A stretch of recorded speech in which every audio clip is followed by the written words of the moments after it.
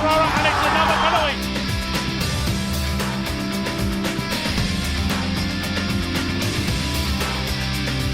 Get a chance to come away. He's dictating, he's dangling, forehand, backhand, down into the net.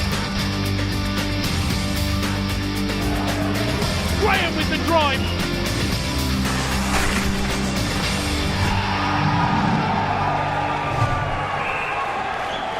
There's always something special about a playoff Sunday. The anticipation of two fan bases knowing that the battle comes down to a final 60 minutes that can separate them between success and failure. For two teams who've been grafting hard since September, it's their last chance to get their hands on silverware and make up what could have been a winter of discontent. Well, you join us here at the Sky Dome for this, the EPL Playoff Final 2015 between the Manchester Phoenix and the Peterborough Phantoms. I'm Graham Bell. Joining me as ever in the commentary box is Lee Jones. A great day of hockey yesterday across the board. One surprise result that I don't think anybody in this building expected. One result that, on the way in which the game was played, the team deserved to make it through. It's setting up for an absolutely fantastic finale. It is, yeah. Peterborough really trapped up well against Tigers yesterday and kept them out of it. Manchester came out and went a bit run and gun on Milton Keynes because it became that sort of a game, a battle between the netminders. And tonight, this could be a real tight game, and I can't really call which way it's going at the moment. No, it's extremely tight at the moment. This is genuinely, we normally walk in here on a playoff final day and we have a hunch, we have a feeling about which way it's going to go, who's going to take it. But you just look at these two teams, they're pretty evenly matched. There could be a couple of differences in only one or two positions, and they're the guys who really have to shine up tonight. So let's start looking at some of the teams and the key players for them. For the Manchester Phoenix tonight, who are you picking as the key man that's got to turn up for the Phoenix tonight if they're to get their hands on the EPL title again? For me, it's James Archer. Massive player in finals weekend. He's always been there for the Phoenix. He comes up big on this ice. For some reason, he seems to stand out more on the Coventry ice. He had a great game yesterday, and I can just see if Manchester are going to get over the line tonight, he's going to put them on their back and say, let's go boys, let's get that hit, get that pass out and get that crucial shot on net. You talk about Archer, I'm going for another one of his line mates. I'm going for Sean Thompson, who yesterday won man of the match in the semi-final, and quite rightly. He turned up in that big game, and we always say that over the playoff weekend. There's always this one guy who comes along who no one really predicts before the start of the weekend is going to be superb, and Sean yesterday absolutely shone through for the Phoenix and was brilliant. It's also just quickly worth mentioning about the Manchester Phoenix. This is the last game Tony Hand will ever play. He's hanging up the skates at the end of this, and I mean, for that Phoenix team, that's got to be such a huge drive to take him forward to this glory, to write a final winning chapter in his playing career. Tony Hand doesn't have to give a team speech today beforehand, before going on the ice, let's be honest. Every single player in that dressing room knows this is Tony Hand's last game. They're going to want to win him a trophy. And last game, Coventry ice, Tony Hand normally doesn't play very well on Coventry ice either. So the team don't need a team talk today. It's a massive game for Hand and a massive game for the Phoenix. On the opposite side of the Peterborough Phantoms, they'll be hoping to upset the apple cart tonight. They'll be hoping to ruin that final chapter. So if the Phantoms are to come away with that title, they've won the playoffs before, who's going to be the key man for them tonight? For me, it's Darius Paskauskas. Yesterday, he came up big, 2 big goals against Telford. Kind of broke their back, really, Telford. He got them 3-1 ahead and then got the 4-2 goal as well. So for me, his speed for the neutral ice is brilliant. He's got a great eye for a shot. We've seen that for a number of years when he played at Slough as well, and now at Peterborough. He's just got that awesome shot, and he's played in playoff finals here before, so he knows what it's all about. For me, it's the guy who really is almost rewriting the rule book in the EPL at the moment, because basically, if you had said all these years ago that import goalie would be the way to go, I would have laughed at you. I would have told you it didn't happen. Yes, Guildford had Miroslav Haller all those years ago. He wasn't the standout import goalie. He did a good enough job for the Flames, but he wasn't the match winner that everybody wanted. The Peterborough Phantoms have Janis Orzins, and let's put it bluntly, he is a match winner. He is the difference between the Peterborough Phantoms finishing 4th in the table and the Peterborough Phantoms finishing 7th in the table. And you talk to coaches around the league, it's making them rethink. Yes, you only get these 4 non-British trained players in your team, but the difference that a guy can make in taking the team up the table is making other coaches think, hey, maybe this is the way we have to go. Now, how Manchester can get round Orzins, he's hot-headed. Yeah. He doesn't like the guys crashing the net. He doesn't like the guys coming in. In a big game scenario, his issue is going to be keeping it calm up top. If he doesn't keep it calm up top, and the Phoenix are able to get to him and ruin his game, it could turn in the away favour. So let's go through the lineups for tonight's EPL playoff final, starting with the nominal home team, who are the Peterborough Phantoms. In 2, Scott Norton. Darius Bliskauskas wears 8. Scott Robson in 11, with Mark Levers in 16. James Ferrara in 17, with his brother Luke in 19. Mason Webster wears 26, with Robbie Ferrara in 27. Milan Baranek in 28, with Will Weldon in 29. Dan Lane, the backup netminder, in 32, while Yanis Orzins gets the start in 33. Martin Sousters wears 49, with Cameron McGiffin had a great game yesterday in 51. Greg Pick wears 55. Bradley Moore in 57.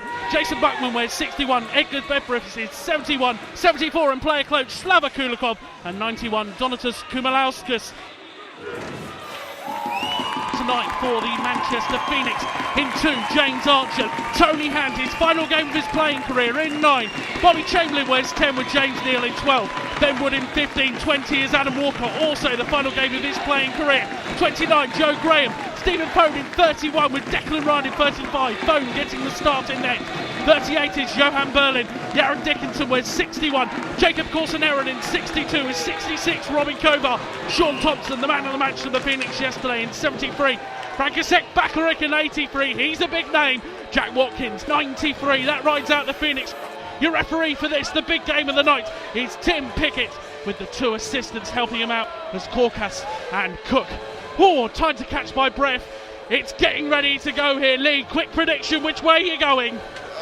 Honestly, if Ozens turns up for the Phantoms tonight, I can see the Phantoms maybe sneaking it, but my heart is saying that Manchester are going to win this game. I go Phoenix by 2. I think they've got all the distance, and the opening face-off goes the way of the Manchester Phoenix. An early goal here could be all the difference, and Tony Hand goes with his big line that was so successful yesterday, as an early offside on the play gives us our first break of the game just 10 seconds in. He goes out with that line that were dangerous yesterday of Kovar, Archer and Thompson. They were simply superb for the Phoenix. They were, they grabbed the ball by the horns and went out there and took the game to Milton Keynes. They got an early goal through Thompson. Thompson also got the big reply as well, 44 seconds after MK got in. Hand will be looking for this line to maybe get a few shots on net. Thompson with the first shot of the match, easily swayed by Orzins, and straight away look at the Phoenix. They're going in close on the netminder. We talk about it early in the season. He got run and gunned a few times and didn't like the reaction. He's managed to calm it, I think, as the season's gone on, and prove himself as a really top quality netminder. He has, yeah. We saw it at the start of the season. He didn't like the guys going in front of him, and he has cooled down quite a bit. He almost overboiled yesterday in the semi-final, but got it back on. Another win for the Phoenix there, as Ben Wood puts the shot in on net, and Orzins with the blocker up into the netting there. I'm fancying the Phantoms are going to come out and try and trap it again tonight. Yeah, you would think that, because going player by player, Manchester are a better team. There's no ways about it. The league table doesn't lie, and as we can see, Tony Hand there on the bench, let's hope his game plan is to come out here, get goals on the Phantoms early, because that will drop Ozen's head and also the rest of the bench for the Phantoms. There's a very noisy bunch of Phantoms fans in front of us, desperate for us not to happen. The Phoenix holding on to the corner. The faithful have been loud and proud for their team all weekend. Archer with the puck looking for the feed inside, broken up, but Kovar and Archer McGiffin comes in big there for the Phantoms, and now Peter are going to get the opportunity to come away with the puck through Sam Robson. He goes to the big cross-ice pass, finds the tick of Kumalauskas, but it does go all the way down the other end for an icing. I thought he just got a stick on that one. I thought he got a tip on it as well. Yeah, they did. They also made a change on the bench as well, so that only gives them 2 more chances before they get called for a penalty. As you can hear through there from Tim Pickett saying that's 1. That's a bit unfair though, because to me and I think everybody else in this building, it looked like a tip on there from Kumalauskas. Look at the lino. That's what's said every time. Every time it's ever happened to a team on a team I've ever played for, they've always said, look at the linesman. If the linesman's not waved it off, don't get on the ice, don't risk it. Phantoms coming up with the draw win in their own zone there, a good important win, and now the pressure comes on from Walker, falls back out, and Hand will try and pick this up behind his own net, gets the feed across to Bakaric, who is stepping in off the blue line with the big howitzer. Yeah, he dropped off there. Look, it's obviously a set play from the Phoenix. Let's get deep, get Frankie up to the top there. Good shot, good save by the netminder Orzins. It's smart thinking as well, because obviously everybody's going to charge in on Orzin, and Bakaric, he spots a bit of open ice. He's allowed to run and gun. Good stick on the play there by Norton to break that one up. Still shoots it across the keys. Will be picked up here by Joe Graham. His dump in will find Bakaric, and then hands allowed to come out from behind his own net. Going to be under pressure, still finds Bakaric, shoots it just past the post. We saw that yesterday from Bakaric. He was getting into good high scoring areas and he's missing the net. It's not like Francois Bakaric to miss the net from there. 2-on-2 break here for the Phantoms as Norton in the high position gets the shot on phone. Rebound just slips out the zone. It'll be an offside on the play. Norton finding himself in unfamiliar territory. But that's what happened yesterday against Telford. They found themselves soaking up a lot of pressure in their own end, and they had the guys high and they were then coming in. Watch out for that in the second period, and I wonder if the Phoenix see that yesterday, because a lot of the breakaways that Phantoms got yesterday against Telford were from the long change. They were getting in behind the Tigers' D. That's how the Phantoms are going to look to target this Manchester team tonight in this final. It's an interesting battle of the coaching styles. Kudakov has done a superb job with the Phantoms, it has to be said, this year. But Tony Hand, he knows it inside and out. He's going to be looking to find those differences. As Dickinson steps in, tries to get the feed on. All's in with the cover-up, and straight away, look at the reaction. Dickinson just following in there. And straight away, Alzin's not looking happy in the Peterborough bench. Well, that's the rat line, isn't it? Dickinson, Chamberlain.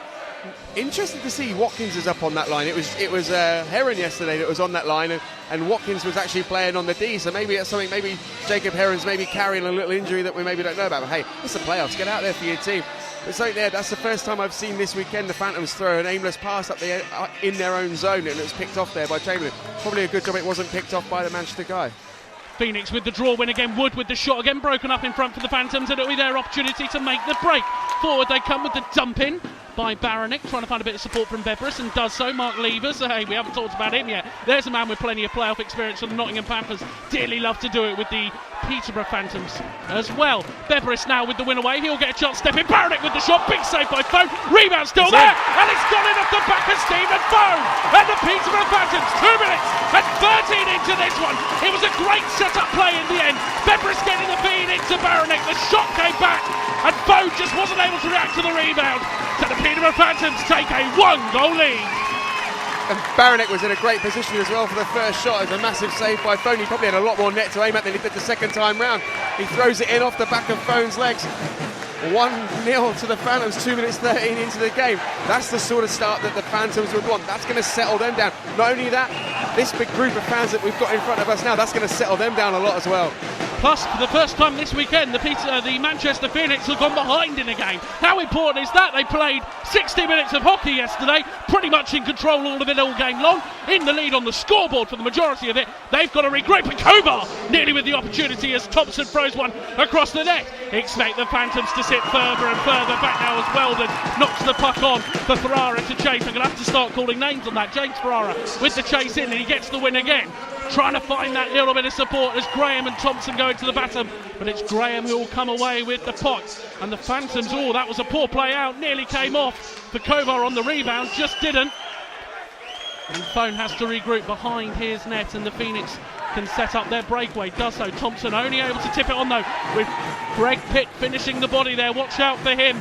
He'll be the man who will be dishing out the blows early in the game. He will be, yeah. He'll be looking to play the body. Massive hit by big Wood hit there. On the play, and it's a penalty. Penalty coming up as Darius Piskauskas takes a heavy hit, and it'll be interesting to see what gets called here.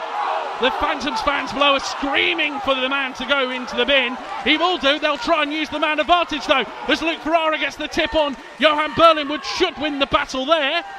Whistle finally goes. Let's listen for referee Pickett.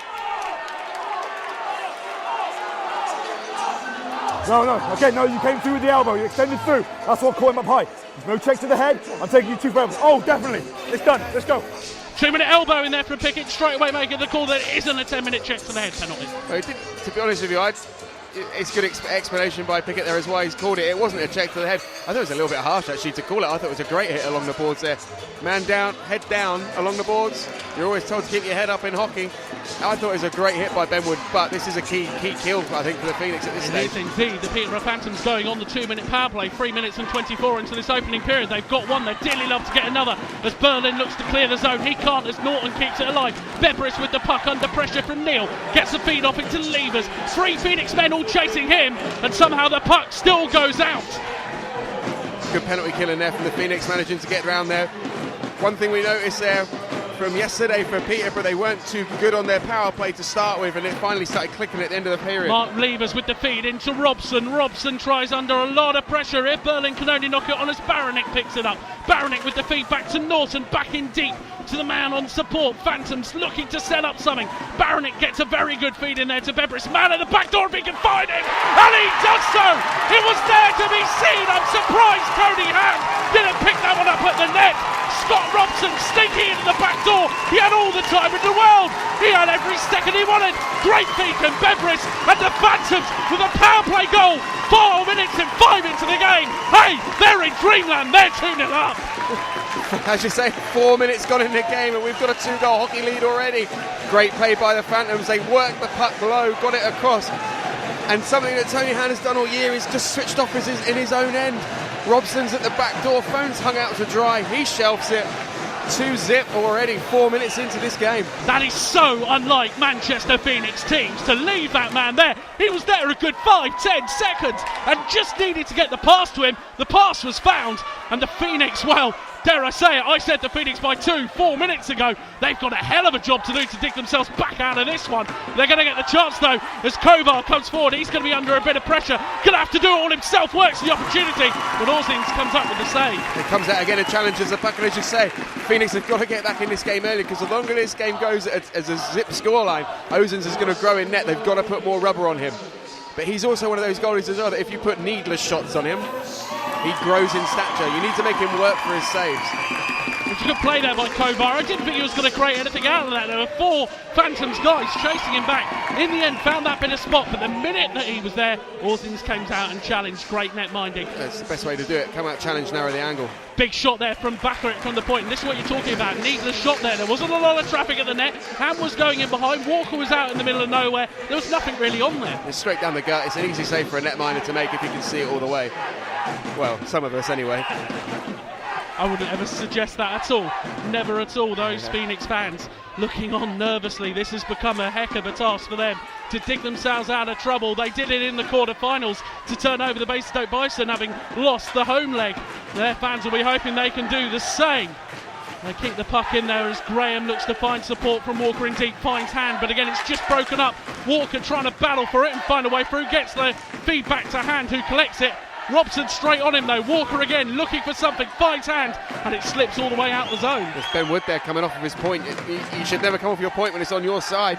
Why he's looking to pinch in, I'll never know, because Hand have just left that pass. And there's a no-look pass right up the middle from absolutely nothing from Joe Graham, and all of a sudden the Phoenix, well, it's worked out actually for them. Neither side getting a foothold of the game. The Phantoms might be 2 up on the score, and that's a poor turnover from Hand, and Bebris is going to get away. 2-on-1 break. Bebris will look to feed. Luke Ferrara just dipsy dangle doodle lose it.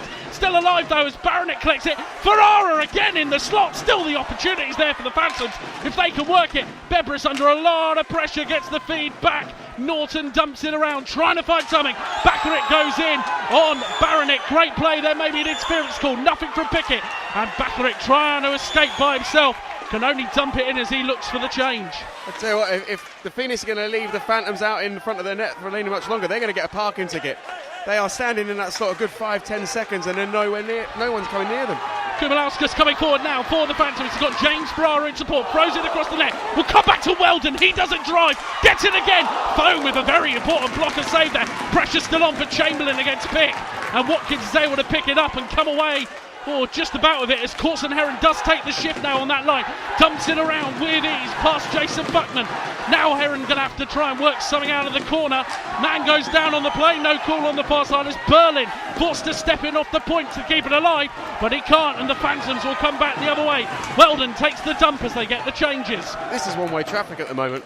Manchester have not got a foothold in this game at all. And that's a poor turnover from Corson Heron. A chance with the shot, and Foam coming up with the big save there against Cam McGiffin. I'd be thinking of a timeout now. Honestly, it's early in the game, I know. But they need to settle the troops down. Manchester need to settle their bench down. They're not clearing the zone properly. They're turning the puck over in neutral ice. And when someone's setting up in the trap as Peterborough, there's guys coming the other way at speed. And the Phoenix can't cope with it at the moment. The interesting thing is we talked about yesterday with that third line battle, yes, the other 2 battles, but you looked at that line there of Watkins and Corson Heron and Bobby Chamberlain and those guys. They were winning that. Tonight they're losing it right now, and the Phantoms just seem that bit stronger as Kulikov tries to win the battle in the corner against Graham. Still alive though, Ferrara plays it across, and it's forced for Kovar to collect it behind his own net. How long before we go two-line Tony? This could be an opportunity for them as Thompson's poor pass on, broken up by McGiffin, again loses it in neutral ice. I don't think they can afford to go 2 lines. They've not got enough body on the bench to be able to run that 2 lines. They're missing the import already. That's an interference in middle ice. That is. Interference there by Kulikov on Kovar. No call on the play. Kovar trying to get it from as Levers steps around his man, gets the feed off to Pliskauskas. Don't want him getting it there. Phone reacting to the rebound. So, that comes from a no call as well. So, but you play to the whistle. You've got to play to the whistle as a Phoenix. Peterborough coming with such speed through neutral ice at the moment, and the passing's so crisp. Baronic now with it in neutral ice, and we talk about that pass. There's an opportunity for Beveridge to come forward with the drive. Good save. Flashes it past Phone. That's another great pass in the neutral ice, but they're able to get the run and gun.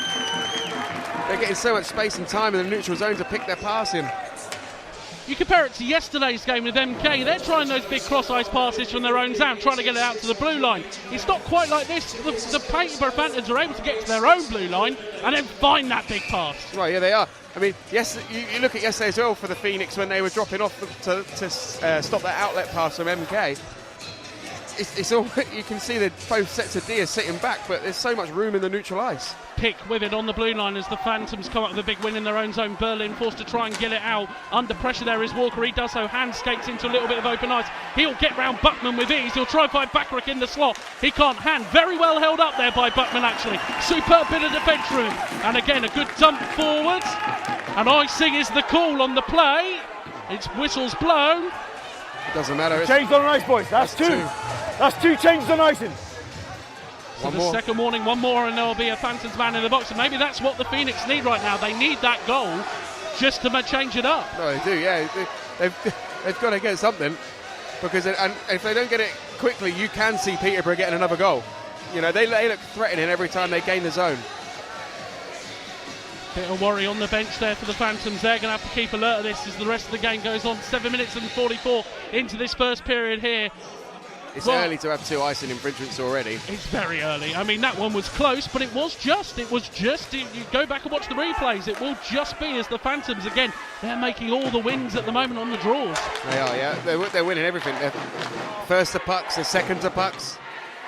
Phoenix just need to settle themselves down, and even by not scoring a goal, just need to get a foothold in the game, get a few shots on net.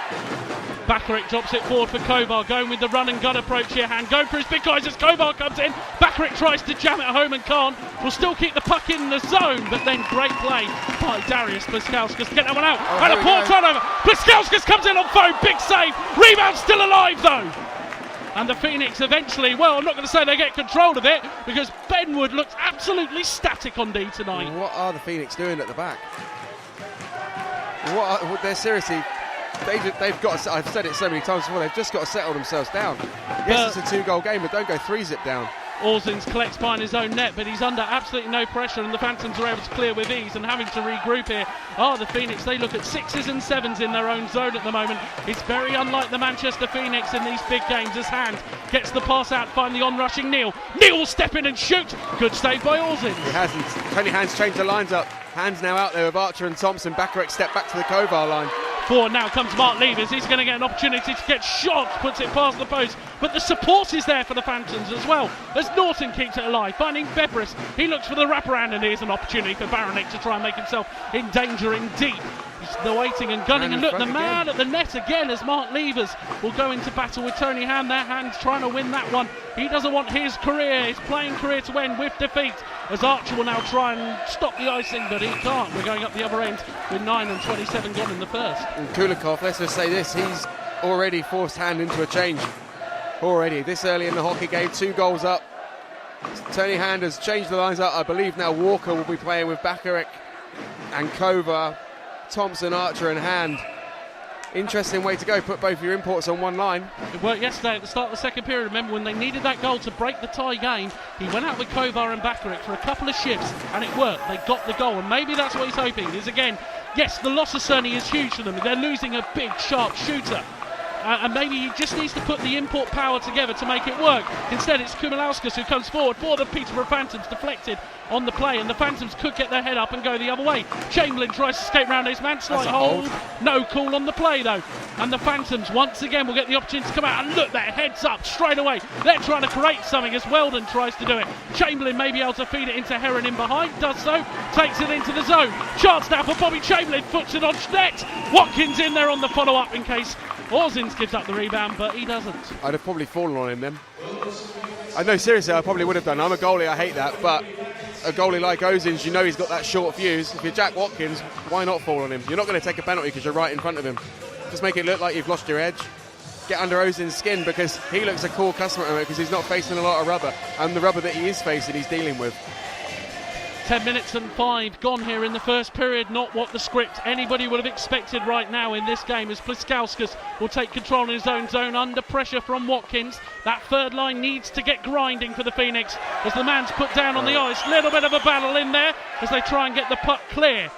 Still an opportunity if Heron can work it out. He can't, because the Phantoms will take control through Robson behind his own net. Good work by the Phantoms there, low in their own zone.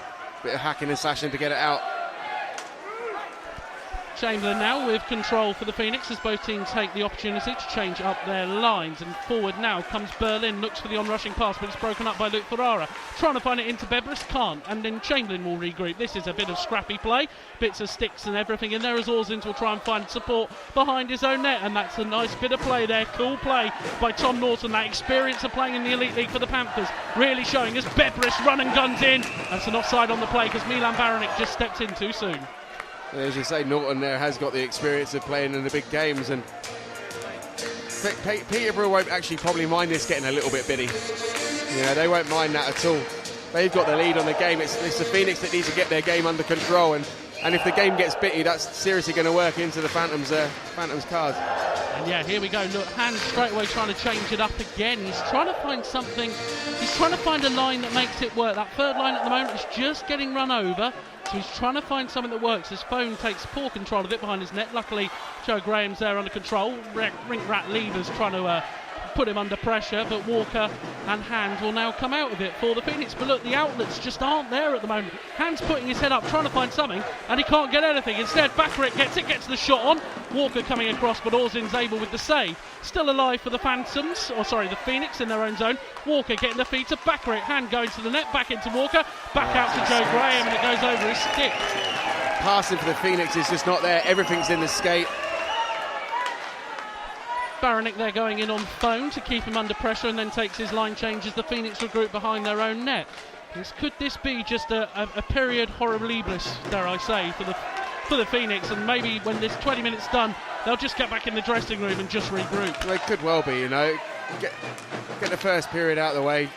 Yeah, they're 2 goals down, but there's still 40 minutes then to play and get back into it. Dumped in by the Phoenix to try and put the pressure on, but the Phantoms, well, that's good play actually, and Thompson will get the feed back to Archer, just slips off the end of his stick. Berlin sniffing under a bit of pressure, but Thompson back again to deal with it. Wood now gets his head up and tries to find a way out. Nice pass. Lovely pass into the middle there, where Koval will spot the open ice and go. Shot comes actually from over the blue line, but it's offside on the play. Needless shot again, but Archer's already in the zone. Swindon Wildcats fans there in the crowd, they were delighted to see, well, the under-18 programme that plays out of their rink. The Okanagan Hockey Academy come up with the big win in the under-18s national championship that took place just before this. Very promising players coming out of Okanagan. Some very promising players, and it looked honestly at 18s level, men against boys, it really did. Pliskauskas tries to take it forward for the Phantoms as Kulikov keeps it alive in the zone. Pliskauskas with it, looking for the feed, gets it back to Norton with the drive. Bone, he's not making the clean save, it's just coming off the body or the glove and going back up the gut, and that wasn't happening yesterday. Well, it wasn't yesterday, he was gaining control of the puck. He's had a shaky goal on him though, that's the problem, and he's been left hung out to dry for the second one, so... The Phantoms now looking to find the way forward. Good stepping on the play there by Ben Wood. Probably the best thing he's done in 13 minutes of action so far. Very disappointing for him. Again, in the big game, Ben Wood just seems to be disappearing off the radar. He does, yeah. And he's normally a stalwart for the Phoenix as well. He's one of Tony's boys. Well, that's going to work out there for Bebris. He's going to have to go in alone. Foam with the big rebound. Still the chance there. And what were we talking about just a minute ago? The big rebound goes just up the gut. Edgar Bebris with the initial shot, but it's Milan Baranek who picks up the rebound, and at 13 minutes and 17 gone in the first, it's 3-0 to the Peterborough Panthers. Start the engine, Grandma, because they know it's coming out. Baranek stuffs it home for a 3-goal lead, 13-17 into the period, and Manchester Phoenix seriously need something to happen here. Well, they've maybe got to survive another 6 minutes of onslaught here, because they just look poor all over the ice at the moment, the Phoenix. Nothing's going right for them going forward. Hey, take nothing away from Peterborough. They're playing really well with what they've got in front of them. You can only team the play you're facing, and that's what's happening. And look, again, another opportunity here.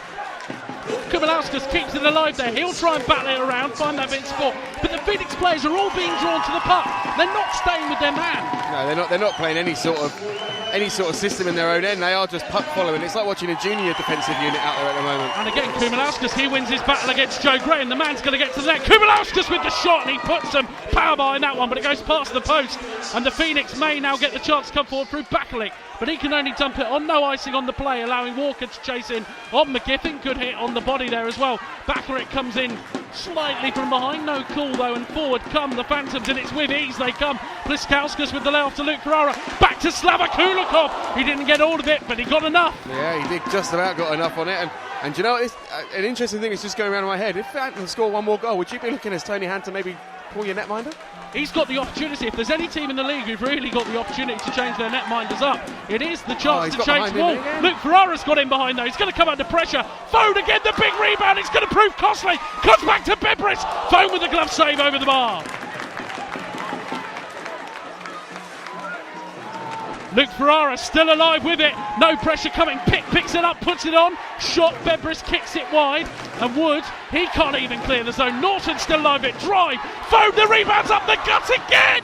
How many times is he going to give that up for him? Levers working it in behind. Chance still in front. Backhand for Levers. Rebound. And finally gets control of it. Only because Ben Wood puts it under him. This is just unbelievable from the Phoenix. See, they look like a 6th place team right now.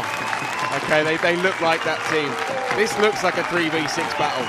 It really does. It's playoff hockey. You wouldn't expect it at this time of year. 4v6. Yes, they did. Sorry, yeah. Oh, yeah, you snuck into 3rd place. I forgot about that. Didn't sneak into 3rd place. There's clear gap between the teams in 3rd and 4th. Yeah, about 57 miles in it between Peterborough and Basingstoke, or is it a little bit more than that? Only 57. Who's been doing your tracking and mileage in these times?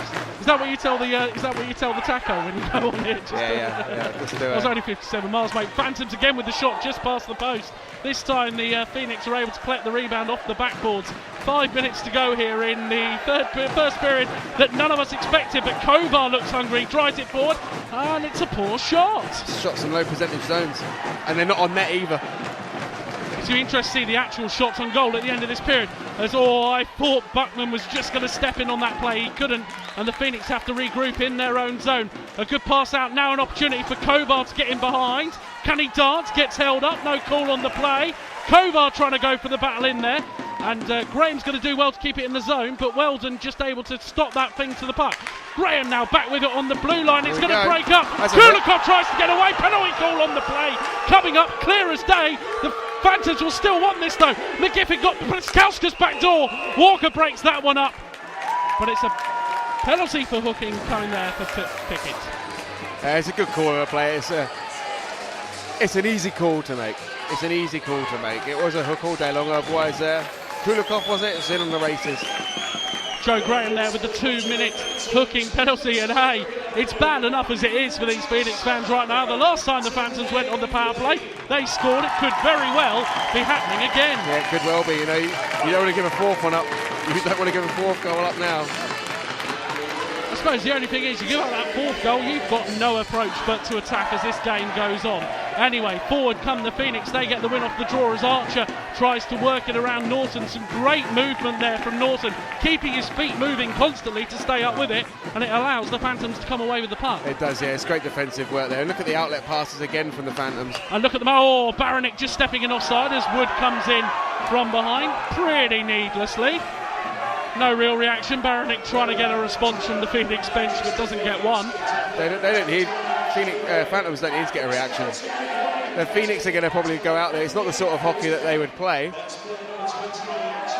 It's to go out there and maybe try and get something started a bit rough and tumble, but because they haven't really got the guys on their team to be able to do it. It's not like the old days. Chamberlain made. But do you know what? Berlin's not been their problem tonight. Which, yeah, it's been phone. You just pointed at him. It's been phone. It's not only that, it's the forwards not tracking the players. Tony Hand's just looking anonymous out there. 1 minute and 30 of power play. Chance for Levers there with a great tip on from the shot from Norton. That nearly sneaked in the back there. That would have just summed the whole night up, really. It's a penalty play. 16, coming high up, gets a high stick against Levers. 16 red. He looks surprised. He's doing that sneak off to the bench. Oh, this wasn't me, Gov. Wasn't me. But he's been found. Interesting one there was Ozins who skated to the bench. He thought it was a penalty against the Phoenix. On the hit, he came up, cross the helmet. Cross the helmet, Levers. Come on. It's funny, isn't it? A player's never done anything wrong. Never done anything wrong in my life. It's not me, Gov, honest. I didn't do it. He had hold of my stick. That's why I hit him. Nicky Chinn's penalty minutes throughout his whole career were just other people's mistakes, so it never is. Well, I can safely say that the ones that Pyatt has taken were definitely his fault.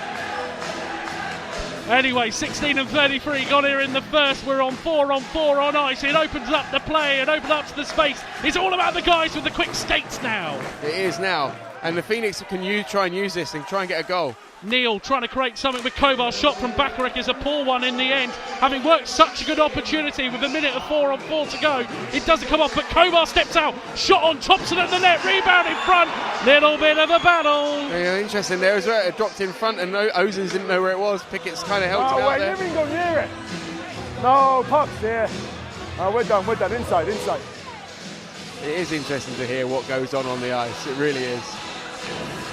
Peter trying to complain this one out of the zone, and why not? We're at even ice, you've got to try him, but you never know, he might change his mind. He isn't going to, but it just makes you feel that little bit better on the inside. You feel no shame. No, yeah, you just feel a little bit better about yourself, don't you?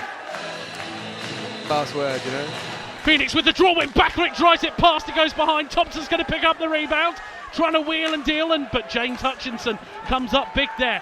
The movement there, trying to find Kovar, broken stick on the play. Still a chance here. Phantoms without a stick.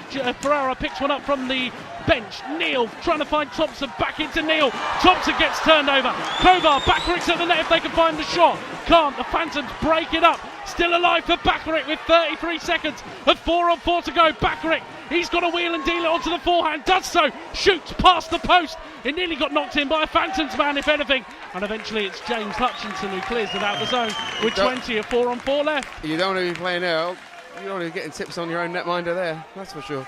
Berlin takes it forward for the Phoenix, trying to find support. Hand on the blue line, 10 seconds of 4 on 4. It will be a power play opportunity for the Phoenix when this is all done. Kovar in deep, trying to find something. No outlet coming for him. No options coming for him. Eventually Hand's there. 44 seconds of power play. Shot comes in on net. It's a poor one. Kovar's going to have to bounce, keep that alive. He does so. Hand now with it. The man didn't go into the zone, so the Phoenix have had to wait to get their power play. 33 seconds of it. They've set up in the zone. Berlin just about keeps that one alive. Hand with it now on the hash marks, looking for something, anything, eventually finds it, works round, back to Hand, 2 men in the net, very static. Berlin with the shot, there we go, and there's the rebound, and is that the salvation that the Manchester Phoenix needed? It's James Archer, you picked him out before the game, he's come up big there on the rebound, and at 18 minutes and 15 gone in the first, the Manchester Phoenix get on the scoreboard, but they're still 2 goals behind. It is, yeah. It's a big goal for the Phoenix. Could that be the settler? The power play almost was settled. The puck was thrown back to Berlin. Berlin puts a good shot on net, but they did what we said at the start of the game. They crowded Ozin, so he couldn't get a good sight of the first shot. So his rebound control wasn't great. It dropped straight to Archer. He puts it home. We're back to a 2-goal hockey game. Hey, and that's an easier chat to have. That's a very easier chat to have in the dressing room. 2-goal lead. What does everybody say? Worst lead in hockey. It is, but this is the playoffs, and if they get another one before the end of the period, it'll be interesting. Got about a minute and 30 to go here in this first period. Goals galore. And instead, well, this could work out well. It's Pliskauskas will take the ice. He's got support from Kulikov. Kulikov trying to work it into Pliskauskas. Oh, it just steps in behind them. Chamberlain now will look for an option out. Finds it to Walker. Walker into the support of Thompson, but he can't get clear. Chamberlain keeps it alive, though. Thompson into Chamberlain. There was a man back door if they could have found the feed. Instead, Walker battles. Graham with the drive. Ozins at the net. And that's what you talked about. The man just fell on Orzins there, and it will just put it in his head. Yeah, just crowd him out. And that was a good shot from the point, actually. That was probably one of the better shots to the point that the Phoenix have had in the period. Well, what I was going to say there was like the power play just for it. I said there was very little movement in the net, and there really wasn't. They weren't creating script, they were just putting the body there and hoping that was going to be enough. It worked out that time, but as you say, that on that occasion, guys were skating in front of Orzins and trying to create a moving screen. Much difficult to get to. The moving screens are good as well, because if the puck drops, you're on the move and you can take it away from the netminder. You're not just jamming it straight back into his pads or his body. Minute and 5 to go here in this opening period. And the Phoenix, that's a poor bounce off the ball. And Kumalauskas will get a chance to come away. He's dipsing, he's dangling, forehand, backhand, down into the net. There's no penalty there, surely. No penalty on the call so far from Pickett. Oh, that's good. I couldn't see Pickett there. The clock is still winding up in front of me. We're maybe just not playing catch up on it. He's not got to hold down. He's been played physical and he's gone through the net. Look after your player. Let me worry about the penalties. The clock was just still winding down in front of us, which was quite funny. But it's managed to stop now. Pickett explaining all.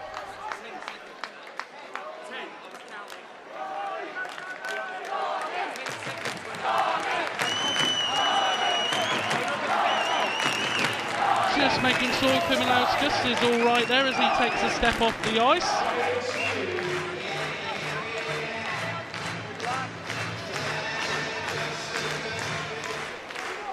It's another draw win though for the Phoenix as they look to come away with it. Berlin trying to create something. Oh, was he offside there? Backer, it looked like he just jumped in. And the Phoenix bench, you can hear that's a great hit. And it's a great hit, and you heard Pickett straight away. Baranek now trying to come forward with it. He's going to dance it into Levers. Levers trying to find something for the Phantoms. 40 seconds to go here in this period. Maybe the Phoenix, it's turning into a playoff match. Backrick's got a little bit of open ice. If he can dance, gets the shot off the face mask. Have that one, goalie. That's a rattler. It's good play from the Phoenix, though. They managed to get in the zone. A good shot from Backrick, keeps it in. It's interesting. All of a sudden the game's opening up a bit. It's getting a little tetchy. It's getting a little maybe how the Phoenix want it. Yeah, well, it could be the way they want it. But the thing is, it's the way that Phantoms have disrupted teams this year as well, is by playing that bitty hockey and getting back to them. It's the Phantoms who come up with the draw win then. McGiffin coming up big in his own zone, and then it goes all the way down the ice for an icing call. Oh, hello here. No, you can't say that. The puck was a good 10, 20 feet in front of him. It shouldn't matter, he's coasting. Hey boys, you got to make an attempt for those icings. I know that was moving, but tight one. Oh, look at them. They're not very happy. Oh, look at the glum face there. Oh, blue dear. shirt, glasses. Oh, bless her. Oh, I'm looking down at my phone. I don't know what. Oh no, she's not. She's playing with something in her hands. What is it? Is that a little? Is it a phone or? Maybe it's a pin cushion. Maybe she's sticking pins in like a voodoo doll. 20 seconds to go here in this opening period. Battling amongst the board, Hand is looking like he can come away with it. Instead, it's the Phantoms, and maybe they're going to get one last opportunity with a run and gun up the ice. Pliskauskas will be the man to take it, feeds it back. Support comes from Weldon, but he just loses it on the end of his stick. Still on though, big shot up the gut, big shot from Robson past the post. Put that on the pipes, and it's a trouble shot. But what a period for the Peterborough Phantoms. Running into that 3-goal lead was really important. We talked about the Phoenix wanting that first goal. Instead, they find themselves behind in the game. You're not going to see a much better period of hockey than that if you're a Peterborough Phantoms fan. They're 3-1 in the lead after the first 20 minutes.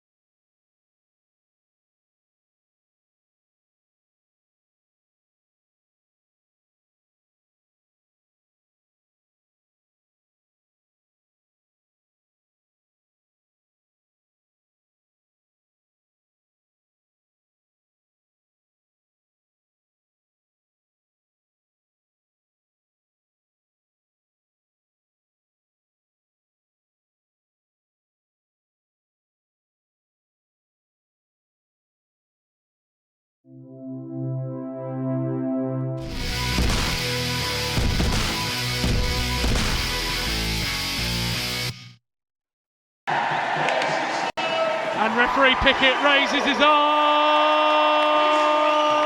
In the air, we're underway here in the second period. The Manchester Phoenix have it all to do in the EPL or playoff final, as they're 2 goals behind to the Peterborough Phantoms. The Phantoms have looked the better team so far. Interesting stat from the opening period. 14 shots on goal at both ends of the ice. It wasn't something I was looking at, to be honest. I thought the Phantoms had more rubber on net.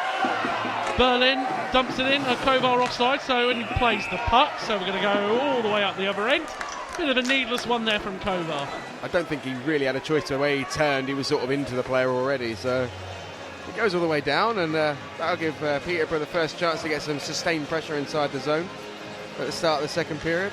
Big start needed from the Phoenix. They didn't get it in the first period, they need it now.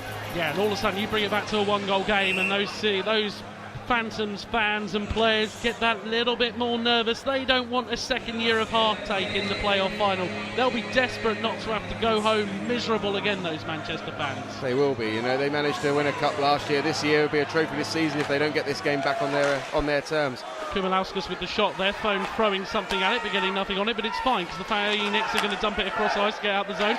Walker taking a hit into the boards from Weldon for his troubles. Still collected and neutralised here by the Phoenix, but it's a poor turnover by Berlin on the wet ice, and Kumalauskas is going to get the chance to step in. It takes 2 Phoenix men to stop, and he nearly found that gap, and the pressure's still on there. Eventually it's cleared out, but only just to the blue line as McGiffin, the caged McGiffin, steps in. He's really impressed me. I thought he was indifferent at Slough, but he looks very good here. He was really good actually in yesterday's game. He held the body up really nicely. Bakaric dancing, Hand takes it up and loses it off the end of his stick with 2 Phoenix men chasing to the net. This is something we've seen from numerous years from Tony Hand. He just can't seem to get the puck out of his skates in Coventry.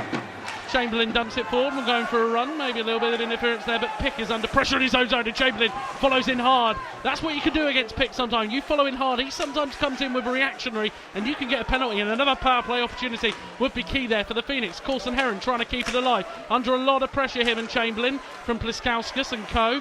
Instead it's finally Chamberlain who's able to work it around. Watkins is going to have to get free from his battle with Buckman and does so. The pressure's on at the net, they go back inside, it comes back out across the crease and they find no answer. Pliskauskas lays it off to Kulikov, who takes the tip on. Neil and Luke Ferrara will try and battle for that one. Instead it's Joe Graham who comes away with it. He's going to find a little bit of open ice, gets the layoff into Thompson. Thompson just eased away there by Norton. Great defensive play by Norton there. The puck from Graham, he just couldn't get it out of his skates, and Levers is up high there. Burnley's got to watch that. And he hasn't, because Levers is going to be in there on it, but it's icing on the play. It was a very good shift there from Bobby Chamberlain, a very long shift for him, but twice in the offensive zone was really battling to keep the puck. Chamberlain always finishes his hits. He'll always finish hits. He goes into the corner, works hard for his team, and that's what you need from your third line. They need to go into the corner and work hard for you. They need to dig the puck around, wear the other team out. Try and dig something out, try and create a half chance for your team. That's what they want to do. Phoenix coming up with the draw win, but Kovar just loses it off the end of his stick. Levers will win that battle, or in the end, I predicted that one, and it came out wrong. Hutchinson's going to be under a lot of pressure behind his net, but Kovar comes up with it. Thompson gets the layoff into Kovar. He's going to battle for it now with Norton again. He's having a superb game on defence tonight for the defence. Phantoms is Norton. He'll be under pressure again as Kovar tries to flick the stick out of the way, and it's going to actually open up here for the Phantoms. Great interchanges, letting Baranick and Levers take the puck forward, but it falls off again. Just look at the moment, the Phantoms don't seem too worried about what the Phoenix are doing offensively. No, they don't, and the Phantoms are moving the puck really well. They're moving it really quickly. It's probably something they've brought from the small ice because they have to do it there because there's not a lot of room. And they're actually playing really well on the big ice in Coventry. It's something that we don't really think about. Peterborough at Breton is a really small rink. Baranick sniffing high, gets the puck. Kumalauskas is in the gap if he can find him. Great play by James Neal, just to cause a little destruction. Still there for the Phantoms as the chase is on. Baranick's going to have to work hard to get his battle here as he gets driven into the board. Walker does, still in there between all of them, looking for the way out. Is the mixture of Kumalauskas and Baranick is indeed the one who looked like he was going to get it with the Phoenix throw all the way down the ice, and we'll have an icing call. Phoenix managed to work it out there, just managed to work out along the boards, and they've iced the puck now. It's been a bit of a shift for Neil. You can see he's skating back into the zone, punched over, but a great back check there on the 2-on-1 that was created. He got back in there, but he almost gave up on the play as well after making a good back check. And eventually the Phoenix managed to sort it out and ice the puck down. draw win there coming up for the Phoenix eventually. Neil could only work it around to Baranek, who's under a lot of pressure, and turns it over to Kulikov. It will be collected back up by Pliskauskas. Pliskauskas gets the dance around his man, throws it across the crease. Pressure comes in from one of the Ferrara brothers, instead falls out. Norton tries to step in and break up the play, which allows Pliskauskas to collect and keep alive. Flicks off the end of Neil's skate. Norton and him try and work it, and Hand gets a little bit of open ice, throws it on early to Pliskauskas. Sorry, to Bacharek. Instead it goes all the way down to Orzentown. I'm just predicting lose for next season there. Wow, if you're predicting that one. I thought he'd signed halfway through the period.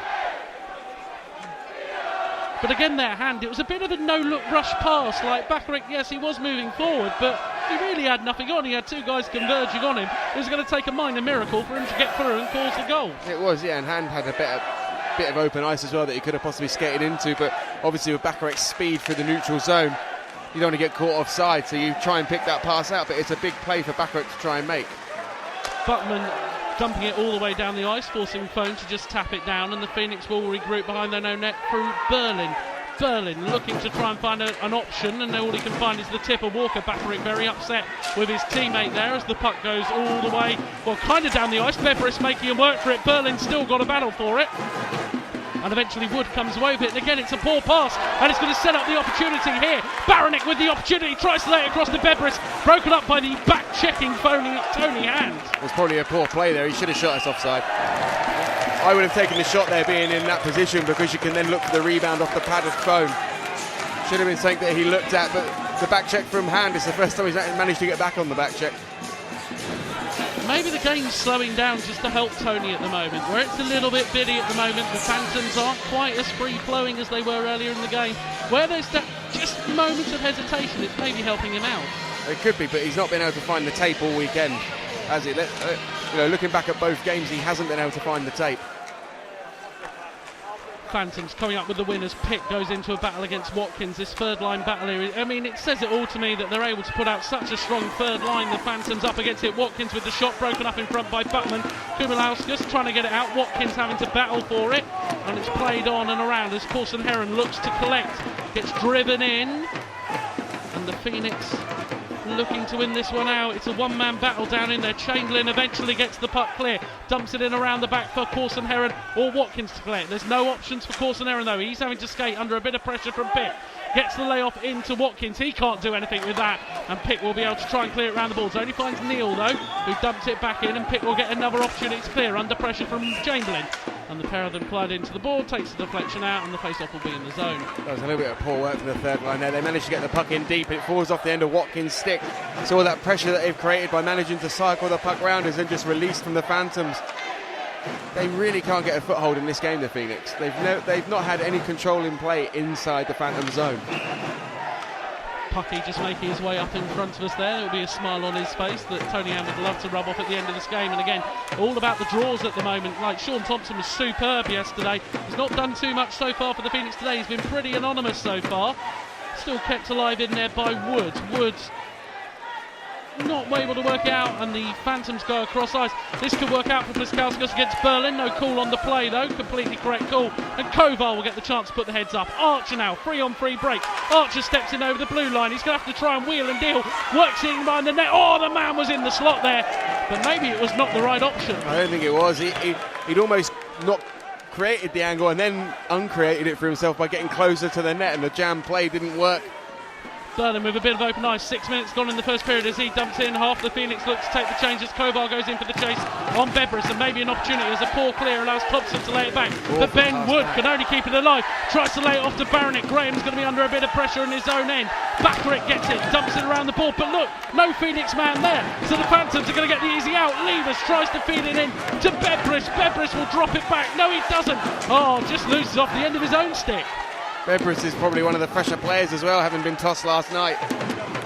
Walker now comes forward. Short two break. Walker goes with the poor shot, follows in on Orzins, but he didn't really have any outlet to go to. He didn't know. He probably could have driven the net a little bit harder before taking the shot, because the original shot is from a low percentage part of the ice, and that far out, Ozins has got so much time to react to it. Interesting though there that Walker goes to the net, jams the glove of Ozins, and Ozins doesn't react. How many times have we seen it this season where someone has gone in and jammed the glove and he's reacted by hitting them or or hacking them with a stick, and just seems to be a cool customer at the moment. Bakaric coming away with the puck there, trying to work his way past Weldon. Penalty call on the play against the Peterborough Phantoms. The Phoenix scored on their first power play. It's a holding call against Will Weldon. Big time for the Phantoms now. They need to try and kill this penalty, and it also gives the Phoenix time to get some time in the zone of the Phantoms and get some quality shots on net. There's too many PHs in this game. It's terrible. The two Stevens yesterday is bad enough, but straight away Tony and he ain't messing around with his options going forward. He's gone for Kovar, he's gone for Berlin, he's gone for Bakaric, he's gone for himself, and he's gone for James Archer. Watch for Archer to move straight to the net, try and stiff and create something. Tony Ann once again fails to win his draw though. Doesn't matter, the Phoenix able to keep it alive. Big power play opportunity. Berlin now into hand on the hash marks, goes in deep, finds Kovar eventually. He's battling to keep control of it. Norton's able to step in and break the play out. 1 minute and 45 of this power play to go as Kovar has it behind the net. Bit of a slashing battle in front with Archer. Hand looking for something, tries to find it. Backhand into Kovar. Back around again to Hand. It's just not looking very good. Again, very little movement as Hands drive. Rebound in front. Chance shot. Chance still alive. Bit of a dig battle for the puck. Good work by the Phantoms there. They're keeping the Phoenix to the outside. Is what you're going to do on your penalty kill. Okay, give me a second to move into position, yeah? Because if I blow it early, you're going to shout as well. That's a good explanation again there. Yeah, we go. But the Phoenix are being kept to the outside by the Phantoms, and it's not allowing them to get that pass across. They're looking for Bakaric. He's got the cannon on this power play, and he's trying to set up high in the zone to try and get that good shot off. 1 minute and 27 of power play to go here. Hand actually comes up with the draw win, and that will allow Bakaric to get clear. Feeds it back into Hand. Hand, look at James Ferrari staying high on Bakaric. He knows where the danger is as Kovar loses control of it. Robson trying to battle for it. Kovar looks poor in there at the moment, keeping control of the puck. Not really doing a lot with it. Hand now with it on the hash marks. 1 minute and 10 of the man advantage. Hand skates in, finds again the support of his man. Goes back around. Hand now under pressure. Breaks up. Archer gets it. Archer back to Bakaric. Bakaric into Hand in deep. It's not real movement. There it is. Archer with the shot. Great stick there. And a stick on the play takes it up into the net with 53 seconds of the man advantage to go. Good work by Piskauskas. That was the first time that Manchester had managed to get inside the box there of the Phantoms, and it was a good stick in there to stop the shot because it was coming from a good area. And look at the changes that the Phoenix make. There's not many of them. They stick with Bakaric, they stick with Kovar, they stick with Hand. It's just Walker and Thompson who come on to try and offer something a little bit different. I'd be looking at maybe a different sentiment because Hand is not winning his draws, and this is a key draw for the Phoenix. They need to get back in this game. They need to win face-offs on this power play. And there again, another loss, and Baronix can be able to just dump it all the way down the ice, and the Phoenix are going to be forced to regroup behind their net with 45 seconds of this man advantage to go. There's been no goal so far. Right now, the Phoenix were behind the game in the first period already by this point. But now they need to create something. Hand looks for that bit of open ice. Bebris puts him under a lot of pressure. Great break up there. 15 seconds of power play kill without any real try. Now the Phoenix get in the zone, but they're under pressure. They've got to go dumping around the boards to try and find something. That's and it's turned again. over. There they go. And Baronek and Bebris are going to get the chance. Baronek's going to get a little bit of open ice. Going to have to do it all himself. A bit of a dipsy wide. 15 seconds of penalty to kill, and that's a great kill there by Baronek. It's a great kill for Baronek. He realised that with the move that he made, he couldn't quite get it on net, so it was just a possession play. And he went to look to go back to his D, but Thompson was, nice pass. Hand rushes it through the middle. Kovar tries to get the backhand off. That's not troubling anyone as the penalty expires. And the Phoenix, Weldon coming out the bench, he gets Darges down on the play. No call on it. Thompson now has to dump it forward. Bakaric and Kovar keep it alive. Big long shift for these guys. Try and throw it on net, but James Hutchinson breaks it up. Bobby Chamberlain trying to create a nuisance.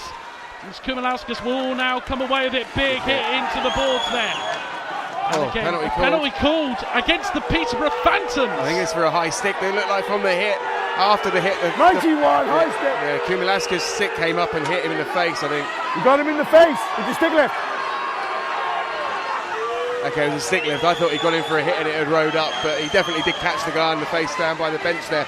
Good spot by Pickett. I tell you what though, the Phantoms are going to feel a bit of grief because they feel that it was a penalty just as Thompson was coming across with Weldon, but that was just a coming together. There's nothing you can do about that. Both guys going at speed towards the boards. Another chance for the Phoenix quite quickly to try and set a foothold on the power play. Ken Taggart down in front of us taking plenty of abuse for the for the penalty call there, unfortunately. But right now, you have to be honest, the Phoenix didn't really create anything on their last power play opportunity. They didn't, but that was because it was good work by the Phantoms. They kept them to the outside. The one chance they did get to come inside, the stick was in the lane, it stopped the shot. Hand comes up with a big draw win then. Now the Phoenix will try and create this opportunity. A goal here would be key to reduce this 2-goal deficit. Find into Archer. He can't get it clean there though. And Mark Levers, oh, that's a big clear that didn't come off. Backrick trying to keep it live. Big hit on the play by Weldon as well. To keep that one in. Hand's got it indeed, trying to create something. It's a bit of a pressure play for Kovar. Has he got control of the puck? He does. Hand feeds it back to Walker. Walker with the drive, only straight into the body of Levers, who felt that one massively. And he's struggling. He's struggling. Maybe this is a 5-on-3 opportunity here. If the Phoenix can work it well instead of a bit of a ball battle. They need to free it from the corner. They do so with Kovar. Kovar back into Backerick, back into Kovar. He's trying to find something. Backerick had to come off his point. 1 minute and 15 of power play. 10 minutes played here in the second period. Kovar trying to find something. Gets the shot off. But it's a clean shot for Orsins to see. It is a clear shot again. But the interesting thing there is normally Backerick is on his offside. This time they've got Walker on that side. Maybe they needed to switch up. They're noticing that Levers was struggling.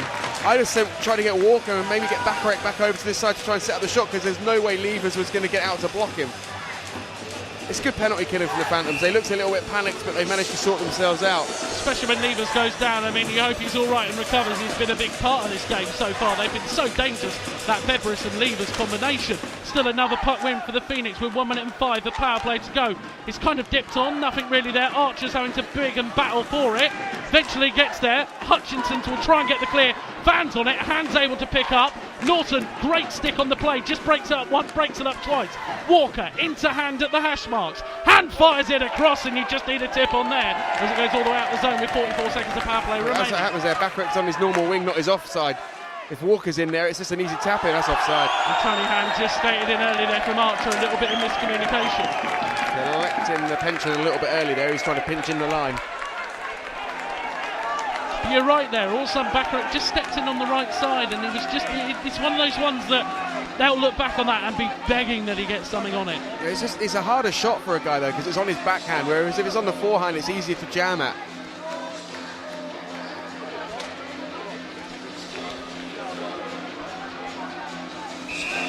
The drummers, nervous drummers up there.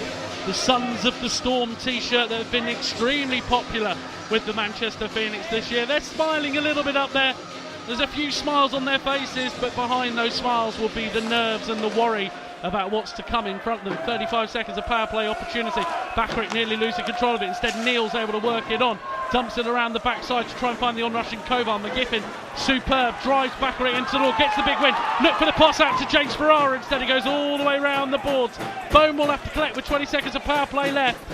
And Berlin's going to work this one out. And again, job done so far for the Peterborough Phantoms. Yeah, they've done a real good job on this penalty kill. One time they got a little bit muddled and couldn't clear the zone, but it's just not working for the Phoenix tonight. It's just not there for them. And how big is that as well? We've basically had Backerick and Kovar on the ice for about 4 minutes on the bounce. Their bodies will be hurting as this game goes on. It will be, yeah. You can't afford to use your big guys. I know they need to because they're down in the game, but when you need those guys later on in the periods. Berlin steps in off the point, 11 and 27 gone here in the second. Big check on the play. Kovar still on that ice. He's not really left the ice for quite a while now as the Phantoms try and clear out. Wood Thompson will be under pressure. How he didn't close his hand on that puck, I'll never know. Who cares, because Koumalanis is coming forward. He gets the shot on, deflected in front. Phone didn't see the deflection either. It went the other side of him. He reacted to the other way. Corson Heron takes a good hit on the play. Chamberlain still gets the chance to come forward with it, and it's a bit of a battle between these two lines, but Beveris spots a bit of open ice. Can he get control of the puck? He does so. The men are coming up in support. Throws it on the near side. Not a bad idea with the angle Phone had there. No, it wasn't. He was slightly off his post as well, so it was a good job there by Phone to actually manage to keep that puck out. Corson Herring trying to get his head up, find the cross ice pass, but Watkins has to take it in behind under pressure, and now Berlin's going to find it. Pass across his net. He's not going to want to see that one too many times. And again, Wood gets caught in the play and takes a hit for his troubles. Ben Wood is having an absolute stinker today.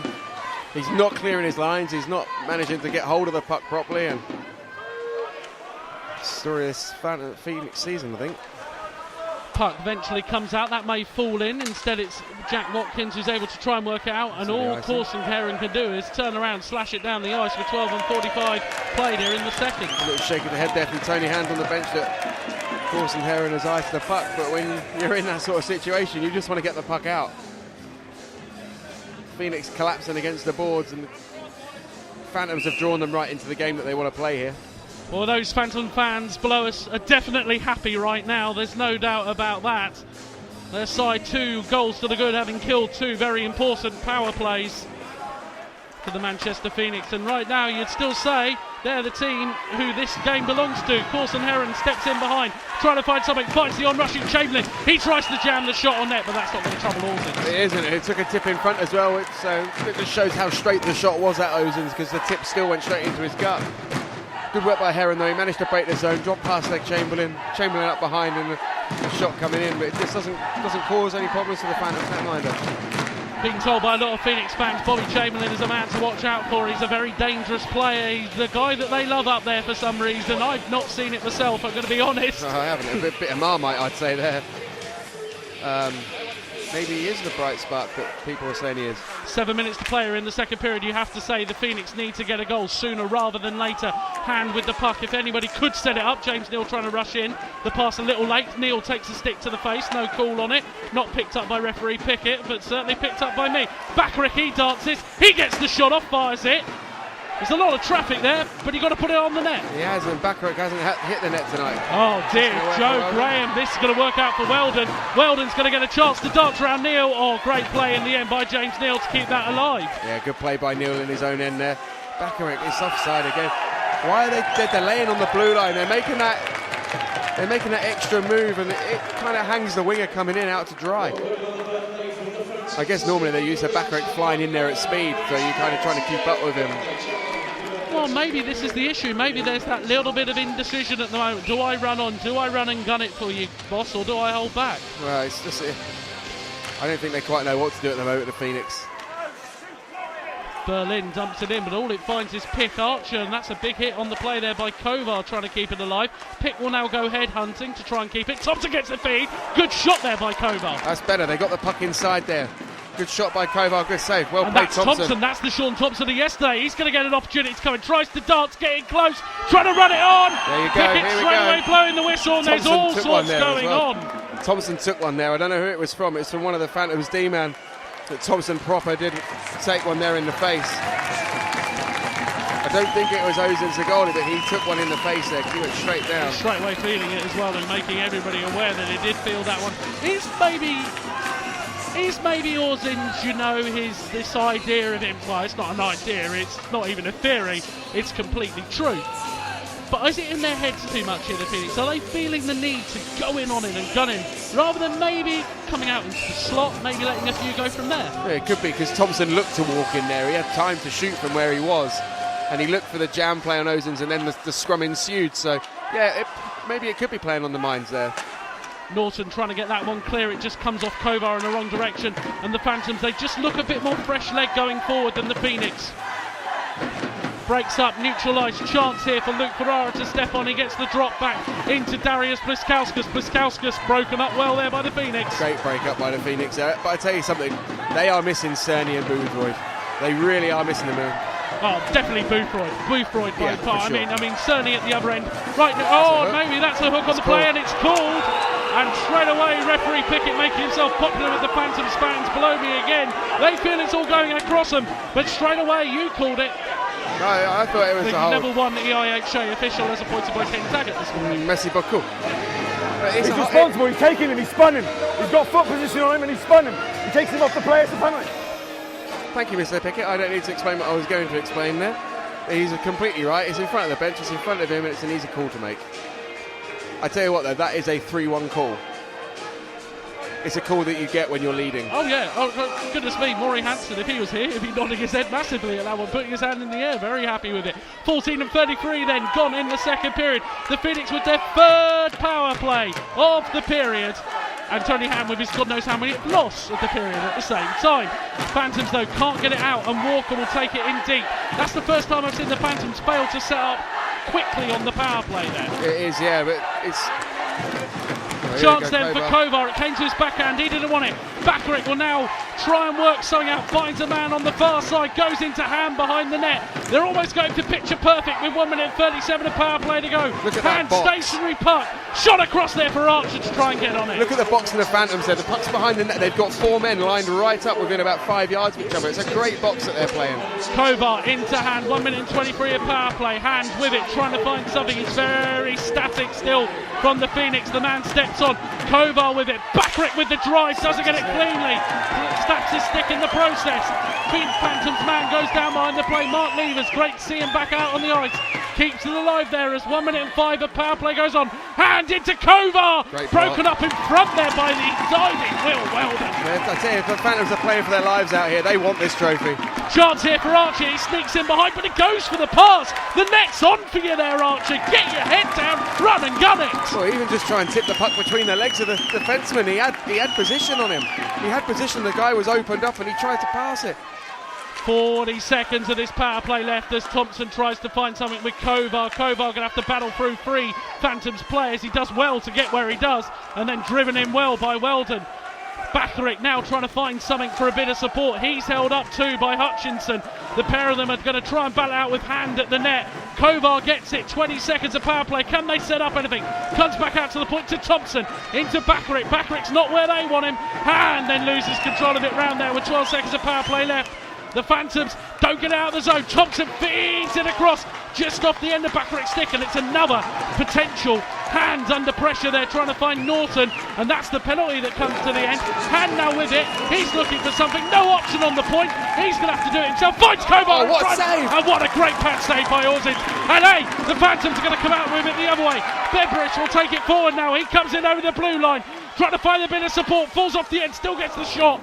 Forces Phone to make a save up into the netting, but what a save at the other end from Yanis Orzins. Massive save from Ozins throughout the right pad there. That's the first time Tony Hand has been in his office behind the net and thrown the puck out. Kovar, great shot on net. Fantastic save by Ozins. But at one point on that Phoenix power play, you've got Hand, Kovar and Bakaric all behind the goal line. It's not a great play. They're just not sorting themselves out at all. The thing that I find more frustrating, you do have the 3 guys in behind the net. The minute it comes out to the point, there's Pitt with the shot broken up, and Corson Heron may get a chance to race in. He's got a bit of support from Watkins. Corson Heron goes with the shot, and it comes off the pad. And hey, Corson Heron's still with it, gets it into Watkins with the shot, and that's he has no right to get that one. He has no right to put his hand with that glove save there. But that is the difference for the Peterborough Phantoms. What a save. What a save. And it shows as well the rebound control there. He got the puck straight out. It came back to Heron. But it's in a low scoring area. Heron then throws the puck in there, and Ozins makes an awesome glove save to deny the Phoenix. How many British netminders would you see there on that pad save? Throw it back out into the gut, and the guy be rushing in for the follow up into the empty Well, there's net. one at the other end at the moment. Phone's been doing it all. He did it all in the first period, and it cost the Phoenix in that first period because he wasn't handling his rebounds. And that's precisely it. And I just think, then to come up with what is maybe the most nonchalant glove save I've maybe seen in a long time. But it's the difference. And I say before the game, I said that he is the difference. He is the difference. British netminders won't make that save. Neal now with the drive. Man looking to try and tip it in at the net. Watkins battling in hard behind. They've come to the party in this bit of time here. Corson Heron and Watkins and Chamberlain. They needed to. They needed to for the Phoenix. Give the top line a rest. They've been out there for nearly 4 minutes on the power play, so... Chamberlain tries to dump it in. Kulikov and Bakaric going into a little bit of a barrel there. Robson tries to clear it around and gets it out, and Weldon's going to get the opportunity to open up his eyes. Chances have been few and far between for the Phantoms in this period. They're screaming for the other way. Here comes Bakaric in with the drive! And it's a big shot! And it's a big goal, and Bakaric straight over towards it. He's letting him know that one went in the back of the net. With just over 2 minutes to go here in the second period, the Manchester Phoenix have brought it back to a 1-goal game thanks to Frankie Bakaric. That's come from a great shift by the third line for the Phoenix. Change up made, Bakaric sneaks over to the far side, he's found by the pass.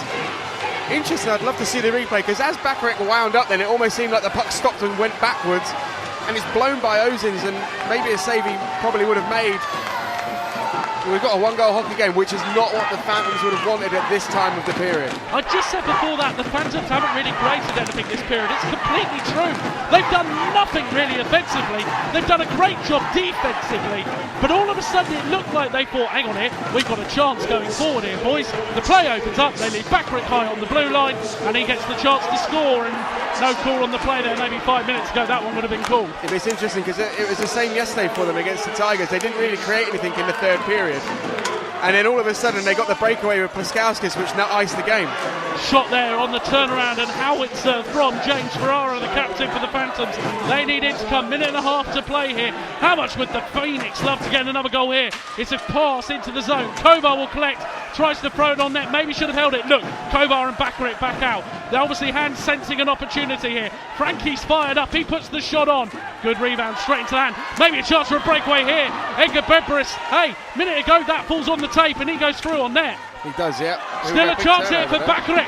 For Baranek, he dances round one. He dances round two, gets the shot off. Foam doesn't quite know where it's gone. Milan Baranek does though. And I'm still waiting for Pickett. He's got to make a decision. The goal judge's light didn't go on, so that's an interesting sign. No, she's shaking her head. Face off in the zone. Face off in the zone. Backerick is going in there with Baranek now. It's got off a little between them two. It's all kicked off a little bit. Go away. It's done. Face-offs inside, boys. That's all we're doing. You got a game to play. There's no goal. Face-offs in there. Time out, leavers. I'm sure you don't want to lose him for the game, Mr. Baranek. I'm sure you don't want to lose him. The thing is then, it didn't even look like before the net went off that the puck had even entered the goal, and we're this side of the play, so we couldn't really see the puck out. But you could see by the reaction of the Phoenix fans that it hadn't gone in as well, you know, because their heads weren't in hands. And also the straightaway referee Pickett didn't throw the arm at the goal. He didn't react to it. He just let it go. Yeah. And this is going to get interesting now, I think. This is going to get very bitty. These Peterborough fans feel they've been cheated, shot off the face whilst they're on phone. You've got a whole Phantoms fan base below us right now questioning referee Pickett. You've even got a Phantoms bench who are probably questioning Pickett. Yeah, you have, yeah. But that's what happens when you're in the playoff game. When you're in a big playoff game and you feel like the calls aren't going your way, you start to question it and you start to take your mind off the game. And they don't want to do that. They can't afford to do that at this time of the period. There's 19-13 gone in a period. They need to get in the locker room now, the Phantoms. They just need to resort themselves. Watch yourself with Baranek and Backerick as this game goes on. They're just beginning to go at each other a little bit. Pliskauskas with the puck, trying to create something on the turnaround. Phone that time coming up big. Back to McGiffin on the point. 35 seconds of play still left in this period. Great stick on the play to break that up. Pliskauskas, that's just gone out the zone. And that's deliberate as well. That should go all the way. Oh, really? Oh, I'm going to argue with that one. McGiffin's just thrown the stick on the puck to stop the pass through the play. It's come off his stick. He's played it deliberately going back into the zone, though. No, I'm going to let that one fly. Hey, I'm a class one. What are you? No, I let that one fly, because for me, it looks like McGiffin's just thrown the stick at the puck and it's come off. It's maybe come off more than he expected. It goes in the zone, there's nothing he can do. Okay, I'm not going to argue with you. I don't want to. I want your voice to last for the third period.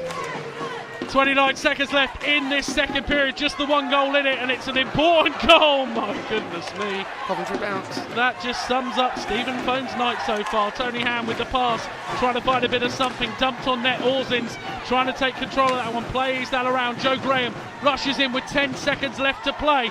Kovar with it, tries to find it back, it bobbles and bounces. Weldon's going to get an opportunity, he's going to have to be quick with it though. Step over the blue line and fire. Broken up, buzzer goes, Phone with the save. And what an intriguing period this is set to become here. It's down to a one-goal game. It's getting very interesting between these two sides. The end of the second 20-minute period. The Peterborough Phantoms 3 and Manchester Phoenix 2.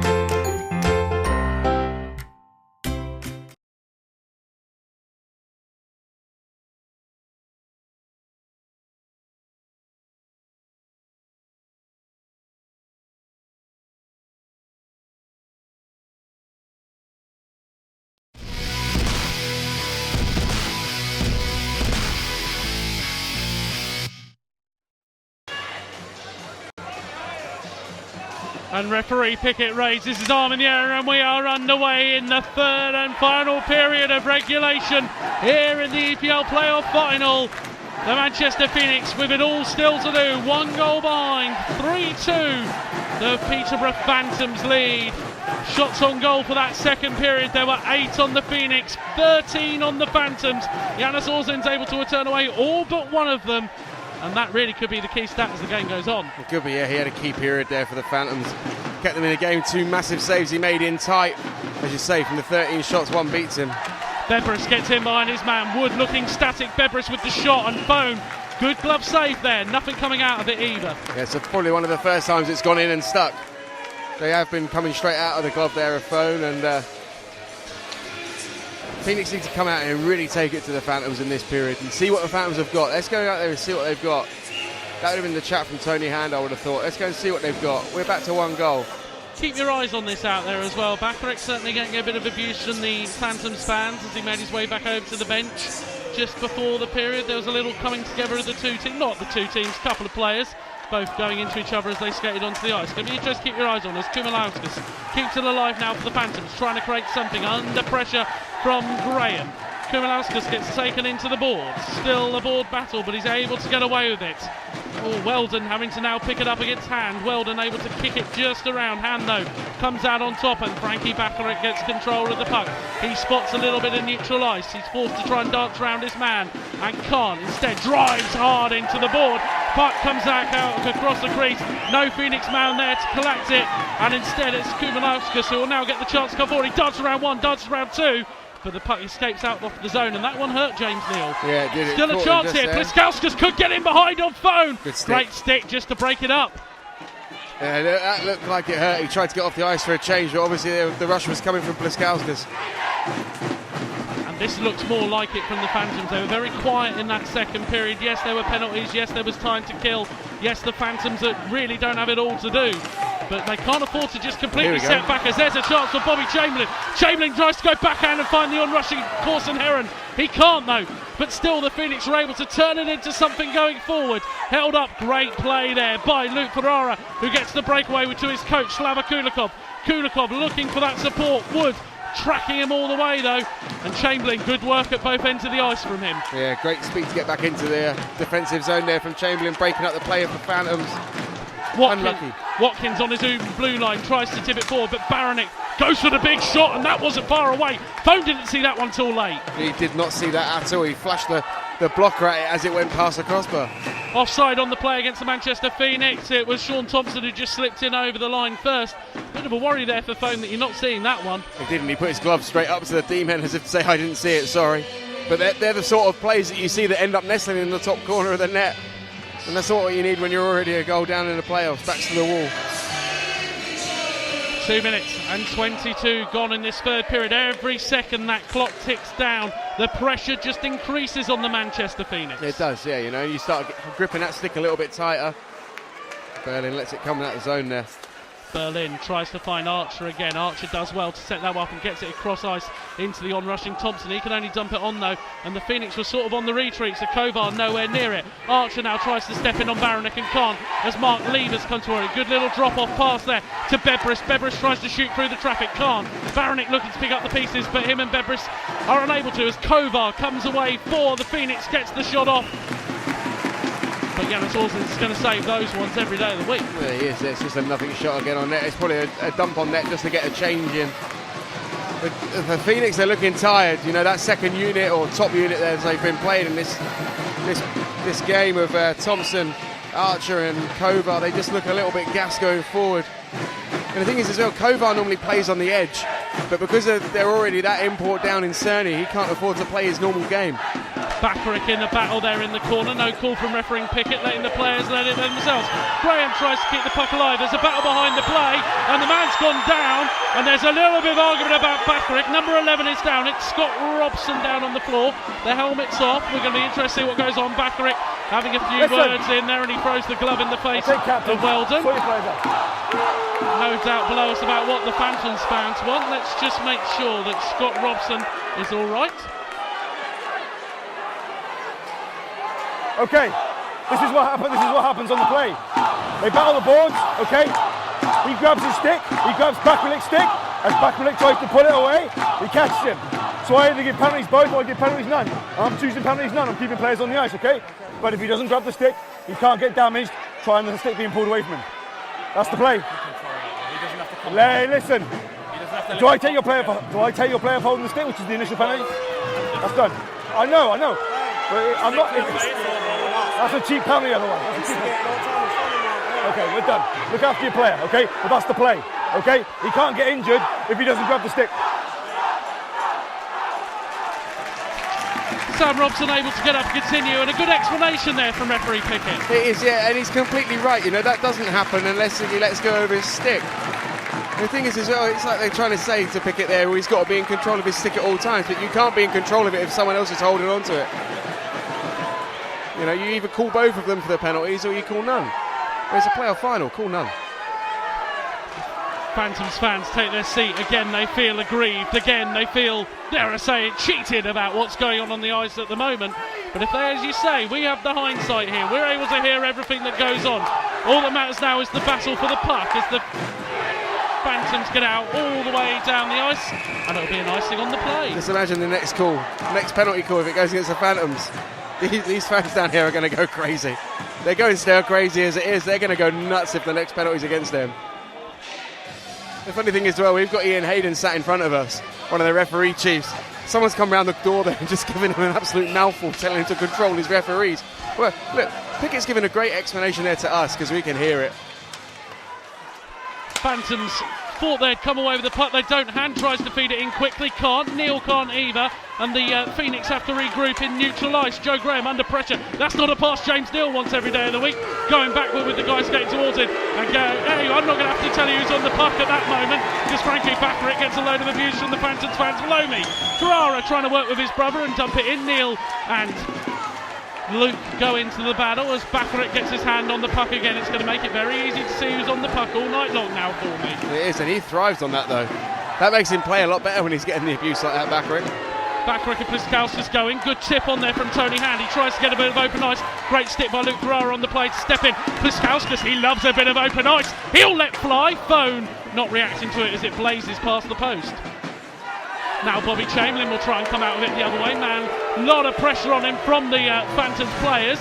Chamberlain trying to work it on. Corson Herring collects it behind the net. Watkins goes in, doesn't get it. Comes back out to Wood. He puts the shot on. Whistles past the post. And Johan Berlin has to get his feet moving to get that one back forward. Does so. Offside. Great pass. No offside on the play. Very odd, suspicious call, but the Phantoms pick looks like he gets it out, but he doesn't because Jack Watkins gets it. Dumps it on net. It's a bit of a nothing play. 2-on-2 break then for the Phantoms. Baranek spotting opening ice for the first time in quite a while for him, but he's well held up by Berlin. Good play there by Berlin. It's one of the first time we've said he's done something well tonight. He got into the corner there, held up there on rushing Baranek. Chamberlain trying to work that one forward. Wood has to come in and step it up, and it does come into the zone, and the Phantoms will get a bit of control in neutral ice. Chance for them to reset their play up as Robson, back from his injury, back on the ice. And the whistle goes for offside by Puskas there. And look at that, Robson's going straight over to the ref.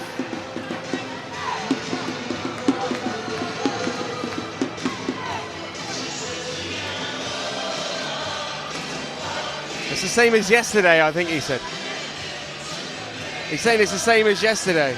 Well, the difference between that and yesterday is that Brabrias came across head height with the stick and caught Salem. Hence the reason he got a 5+ game. 5 minutes and 15. There's about just over 14 minutes left for the Phoenix to save their playoff dream as a man goes into the board on the full. No call on the play. No one really complaining about that one either, as the Phantoms will look to come away with a great step in on the play there by Thompson to try and keep that one alive. Maybe through the numbers from James Ferrara. Not going to matter him though, as Koivar nearly throws that one on net. Great spinorama there from Kovar. Almost worked out for him, but just caught the side of the net.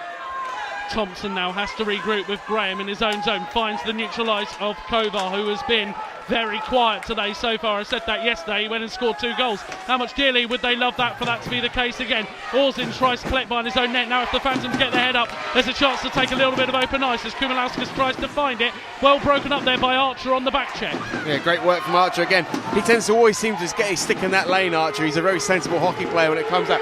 Good hockey sense from Archer. Forward now comes Johan Berlin, who dumps it on to try and force Orzin into the cover-up. He keeps it alive though, with Kovar sniffing around him. And again, the Phantoms, there is the opportunities for them to get this puck moving. Luke Ferrara, great stick on the play. Hey, Ben Wood, second thing he's done right tonight. Exactly, yeah. Phoenix seem to be turning. Well, open ice here for Kulikov to get in behind Berlin. He's got very little in the way of support. Sasgon himself tries to find a way. Berlin with him again in the corner. The drive is on there for the Phantoms. Maybe an opportunity for Levers to let fly.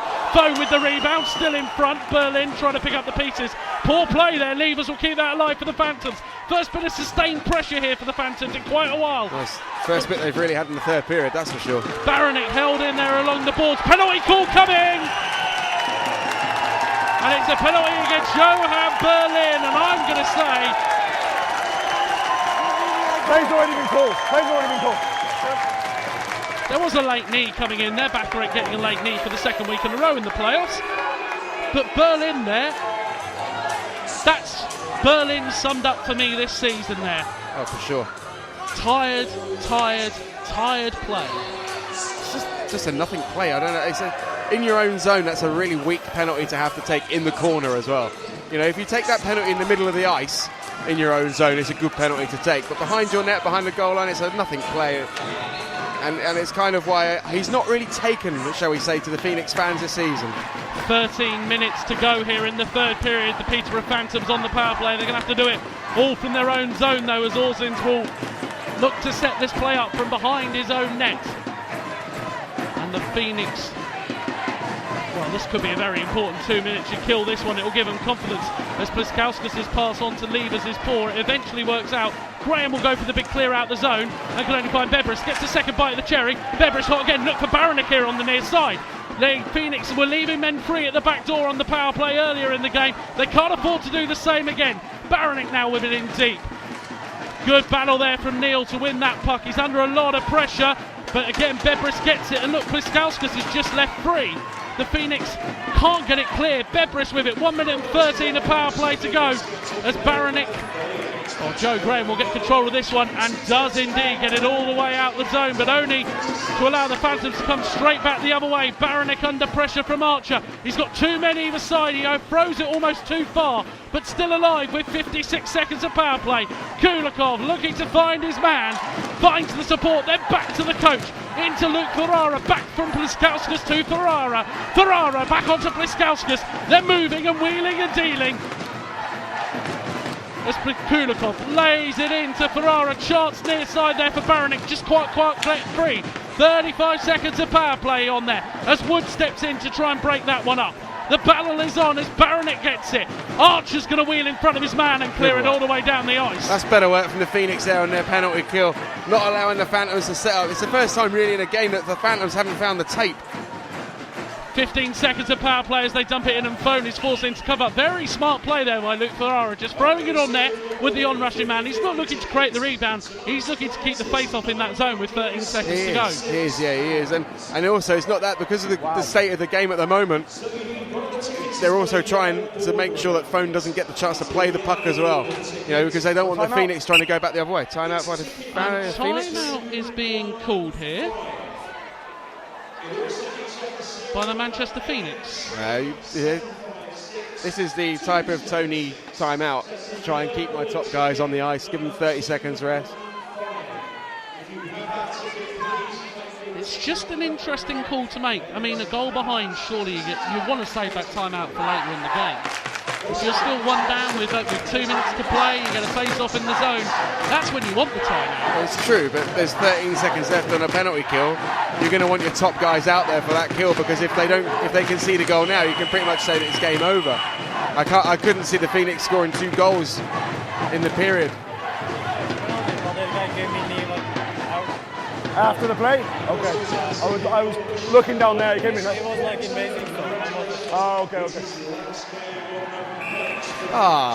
Declan Baumer getting a nice little mention in there. It wasn't like the Newton Basin stuff. Yeah, you played that one from that one as Bacharach as well. Hey, I've looked at that one again. I said, look at the replays. I personally think Diplomatic as ever you were on that one.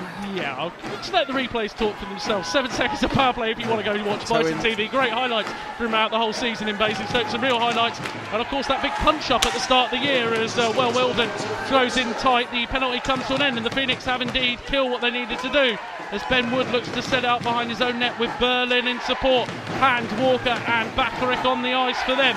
Berlin runs and guns it forward. He looks for the dump on and chase and forces Orzins into the cover-up. Good play there. Yeah, great play, because Ozins was looking to play the puck, and that's probably the first thing we've said about Berlin. He's done well. If your goalie's going to freeze it and release it, freeze it, then they're going to go for it, aren't they? Freeze it first time, no problems. I know, but that's what causes it. I get told that. Come on. I get told that so much when I play in goal. I get it. If you're going to lift your hand up, expect them to come in and take your hand off. Well, yeah, okay, fair enough. Stick bill there at Peterborough going up as well as a broken stick goes to the bench. We've got just over 10 minutes of action potentially left here. It's still only that 1-goal game. The Phantoms may be left to rue that penalty opportunity.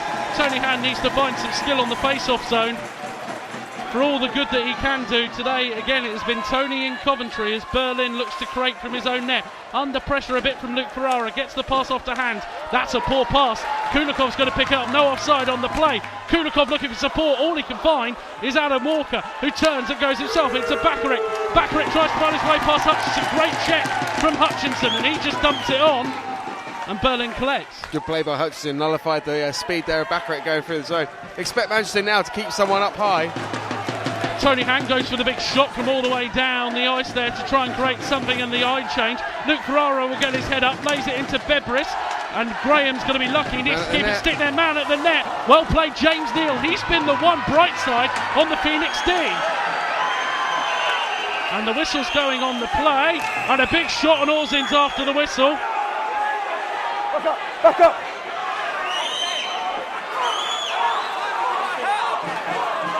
Move away, gentlemen.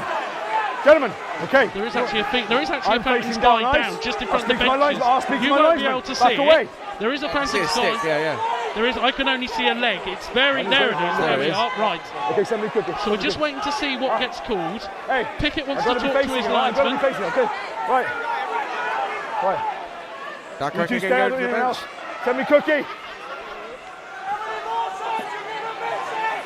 Tell me what you see. I'm looking to Manchester City. It's right behind me, behind my back. I don't see it. Yeah, I don't get it. I'm looking down the transitional play as well. That's right, I'm looking behind the play because the play's taking me out. Okay. Manchester net. I don't see it. It's right behind my back. Okay. Right, no, that's okay. Gentlemen, right. Whatever happened, we haven't got it, okay? The play's transitioning. Look at me. Okay, I understand disappointment, okay? We're play's transitioning. We're both facing down ice. If he's done it on the cheek. If he did, tell him. Done, because I will go for it. All right, listen.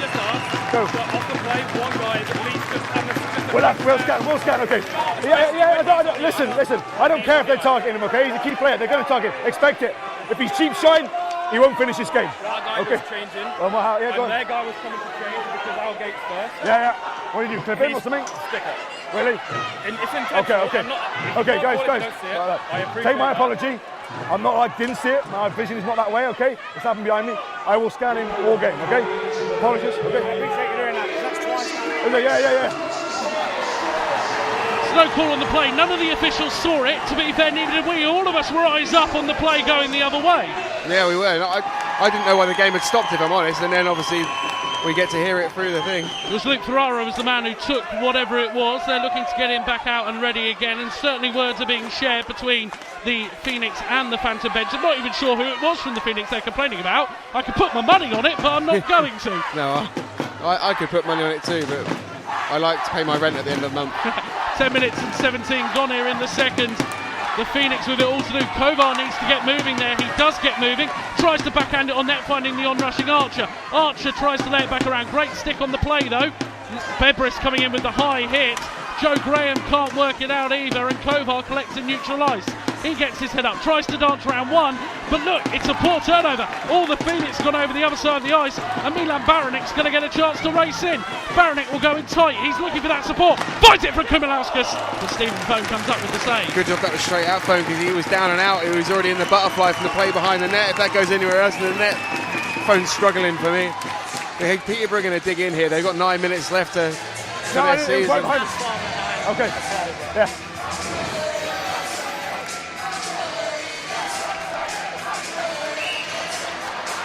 Quite interesting now. Will Weldon went over and said, hey, you're not going to see that. It's so far behind the play. I understand. Maybe they'll see this one though, as Kumilauskas tries to keep it live with Robson, and it goes up into the netting, and we will stay in the zone. It's going to get to an interesting point in this game. Manchester are going to have to start going all out, and they're going to start appearing. Gaps is going to start appearing on the ice. Baby, baby, baby, oh, they'll be hoping it gets a little bit better out there, the Phoenix fans. Because right now, they're under a bit of pressure, and you can see the nervous tension building, and that's a high stick, and it is called.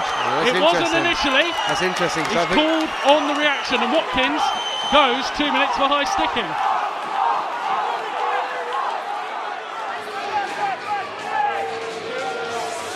Referee Pickett going and checking on the man on the bench, goes over. 2 minutes high stick. 2 minutes high sticking, no blood on the play. It's an accidental high stick as well. He hasn't meant to high stick him. It's the worst rule in British hockey. It really is. Because if you take a high stick and it's accidental, you draw blood, that's 5+ game, and you're straight out of the game. Well, it does mean 5-minute power play here for the Manchester Phoenix. 2-minute power play. Apologies for the Peterborough Phantoms to try and get this game killed off, and Pliskauskas took that out of the zone. That was poor. Are we going all the way? No, I don't think we are.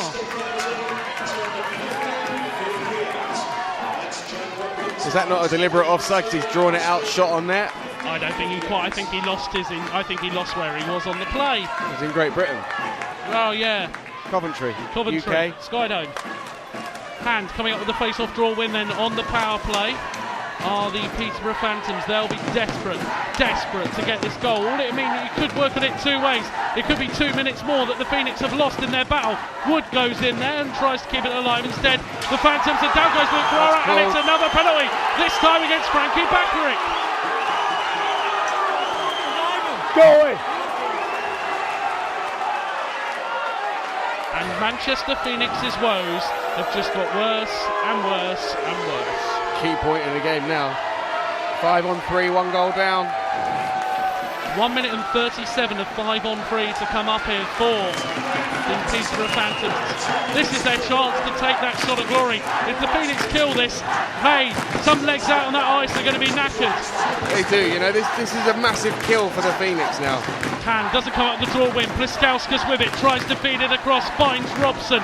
Norton dubs it in, goes on the near side. Quite know what the play was there, but Baranek comes away with it. 1 minute and 25 of 5-on-3. Pliskauskas works it around to Baranek. Men at the net if they can find him. Shot will come in from Norton, and Bone is seeing that all day long. And that's quite a poor 5-on-3 opportunity. The only thing I can think of for Norton there was to try and disrupt the Phoenix's defenceman. If I throw a nothing puck behind the net, one of them is he going to go and get it. If one of us then turns over, we're only against 2 guys in front of the net. You can kind of see it, but it was a real nothing play. Well, considering before that, when the puck was on the other side of the net, there were 2 or 3 men on the other side just begging for it. I mean, yes, a blubber come down in the play. Maybe that blocked one of the passing lanes unintentionally. But this is the difference. 1 minute and 19 of 5-on-3. And what a big win on the draw from Tony Ham that one is. Well, it makes a change for the Phoenix because he hasn't won many draws tonight, but if he can start winning the big draws. Pliskauskas with it in deep, looks for Luke Ferrara. Ferrara back into Pliskauskas, man back door if he can find him. Pliskauskas goes to the feed inside, and James Ferrara leaves it. Tony hands in on the breakaway against Kumilauskas, and Slava Kulikov, hand with the shot. Ozins comes miles out of his net to make the save and really narrow the angle. Great play by Ozins there, narrowing down the angle. Going the other way, Ferrara coming forward, he's going to look for the feed. The shot comes in and Foam makes a good save as well. Good play by both netminders at both ends of the ice there. First of all with Ozins coming out challenging the puck. Stephen Foam making sure on the 5-on-3 that he gets square so he's able to make the shot there and freeze it for his team. 43 seconds left of 5-on-3. What impresses me a lot about Ozins as well there is it's the speed at which he comes out. He comes out quite late, but he's so quick at narrowing that angle. It's quite like their hand maybe thought he had an opportunity, looks up, guy's challenging him straight away. Thing is, it's the thing of when the guy looks down. Chance there for Norton and Pliskauskas. Norton with it again. 38 seconds of this 5-on-3 left as he looks to find Bebris. Bebris now in control, feeds to Norton, men at the net for the Phantoms, go inside to Bebris, shot in front, rebound still there, the puck's definitely still alive, definitely still there, and Mark Levers has come up very big for the Peterborough Phantoms. You can see the puck wasn't alive, phone was down, hoping he had it covered, but he certainly didn't, and for the Peterborough Phantoms, they've restored that 2-goal lead, thanks to Mark Levers. Wow. Stephen Foam really not helped out by his defenceman there. When the puck is loose in front of you, all you want is your D-man to put it under your body. They don't do it. Levers manages to find the puck in the scrum. He puts it up home where mum keeps the cookies. We go to a 2-goal game again, still 48 seconds of power play for the Phoenix to kill. Wow. Where's this going to go now? They won 4-2 yesterday. I wouldn't put my money against them right now winning 4-2 again today. Well, no, I wouldn't, but like we've said at one stage, well, even more now, that the Phoenix are going to have to start opening themselves up and really going for this, because they haven't really done it in this game. They haven't really had that sustained push at any point in the game. Maybe that's because the Phantoms haven't allowed them to. Those early goals just killed them, and Hand dances around two men on the short-handed. Hand comes in, he needs support, and that's what happens when you get no support. Eventually, the very Sean Thompson gets on it, he gets control of the puck. This has been a good bit of spell here for the Phoenix, but they've got 7 minutes of hard graft to come. They have, and they all look gassed. They really do look tired. And it's the funny thing is they haven't really had to do a lot either, because they didn't have to do a lot against MK, really. There was not a hard-hitting game. Archer just about keeping control of that puck, but can only turn it over to James Ferrari, who'll come in with 10 seconds left on the power play. It's all going to be about keeping this puck in the zone now for the feet, and that goes high stick on the play with 4 seconds of the power play left. Massive 7 minutes left now. Massive 7 minutes for the Phoenix, or just under 7 minutes, sorry, in the game. Watch for the Phoenix to win this one here, because obviously you've got Frankie back on it coming out the box. You're going to fancy if they get the win, they'll hold this for a couple of seconds as I throw my water everywhere on the floor down here. Kulikov's already pointed to the box and told Norton he's got to watch that side. Oh, that's my fault. It was only the half-ball one. Anyway, the Phoenix do indeed come up sort of with the draw when Benwood battles for it. And as we talked about, here's the 2-on-2 break. If Corson Heron gets his head up, he goes down an alleyway that I don't think he should have taken. No, probably shouldn't have done, but it's allowed Bakaric to get free. Oh, it's just a nothing play now. Turnover, and out will come the Phantoms. They're sensing blood. Norton just tips it on. Takes the opportunity for the men to change in behind him with 6 minutes and 20 to go here. 6 minutes and 20 left of Tony Hand's playing career potentially as they try and sort something out. Instead, Weldon drops it on from neutral ice. Expect lots of trap. Yeah, lots of trap and lots of gaining the red line and dumping it in, making the Phoenix go in and get it. There's going to be a lot of hard work coming up here as Bobby Chamberlain tries to create something as Corson Heron has a battle, and there's a good hit on the play. Robson, though, equal to it. Thompson sneaks in off the bench to keep it in the zone. He can't quite get it round to Chamberlain. Thompson does get it, still a battle on, not an opportunity. Thompson trying to work it around again. Archer in there, he's held up on the play. 5 minutes and 40 to go. Archer battling and bruising and trying to find a way through. He can't, it's a poor pass back. Levers will take the red line and dump it in. Well, that's what we're going to see now for the final 5.5 minutes of this game. They're just going to gain and dump, trap up the neutral ice to not allow Manchester to gain the zone easily. Kovar gets his legs moving, he'll try and create something, but it's a great stick on the play by Tom Norton. Really well played by Norton. Yeah, it is, and back the other way comes Bebris. Bebris gets in behind, could he kill it now? There's a great stick on the play by Joe Graham to keep that one alive. James Neal with it behind the net, he looks for an option out. Eventually only finds Kovar, and it's a poor pass on from Kovar as we enter the final 5 minutes. It is poor pass from Kovar there. Did all the hard work as well, getting into the zone at the other end. Luke Ferrara trying to work it around Berlin. A good stick on the play, breaks up. Kovar expects him out on the ice for pretty much every minute of this remaining time. Thompson loses control of the puck. Doesn't get the drop back in as Pliskauskas has a little sniff, gets after it.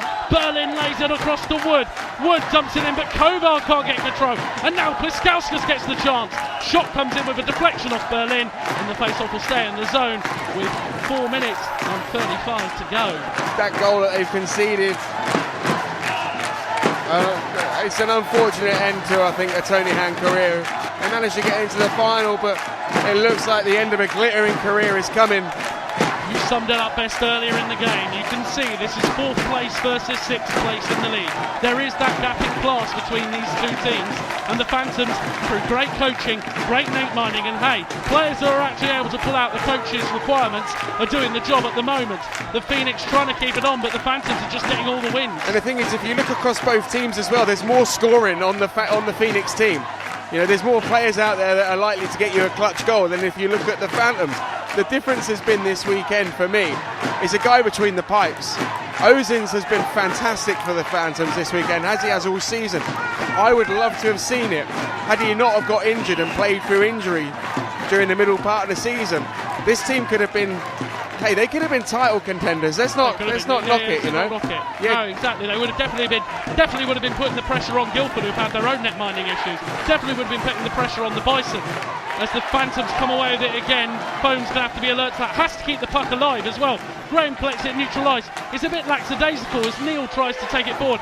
Broken up well by Milan Baranik as we enter 3 minutes and 50 to go. Walker now with it on the near side. He's got a bit of open ice. He can skate in, try and get the shot off. Great, well broken up by Edgar Bedbris. I've talked about him going forward. He's been good defensively. Graham with the shot. But all seems to see that one all day long. This is the difference between the Phantoms and the Phoenix tonight. The Phantoms have set themselves up brilliantly in their own end. Every time someone of the Phoenix has got themselves free, there's been a stick in the lane to block the shot. The difference between that and the other end is every time the Phantoms have managed to get inside, they've managed to get a high quality scoring chance on phone. Timeout has been called by the Peterborough Phantoms, and maybe a good time to kill it just to get their bodies and legs refreshed. Well, it'll be interesting for me now. You got 3.5 minutes left, 4.5 minutes left. For me, I'd be looking at maybe getting rid of phone for this. Face off on the other end.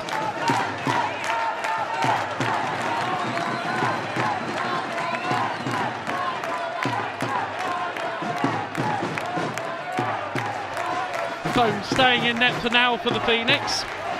It's maybe not a bad time as well to take it in terms of if you leave it later on, Ham will be setting up plays. Right now, you're just trying to find something, anything. Shot comes in as they look to try and create some bodies in front, and it loses it out the zone. With 3 minutes and 30 to go, it's the Phoenix who have it all to do, as we've pretty much said since the first minute here. And that's a good step in by Pliskauskas. He'll try and win that battle into open ice. Joe Graham comes up with the win though. Look for the outlet. The outlet's found between Thompson and Kovar. Gets the layoff, but it's just behind Thompson. Archer's going to have to work his backside off to get there.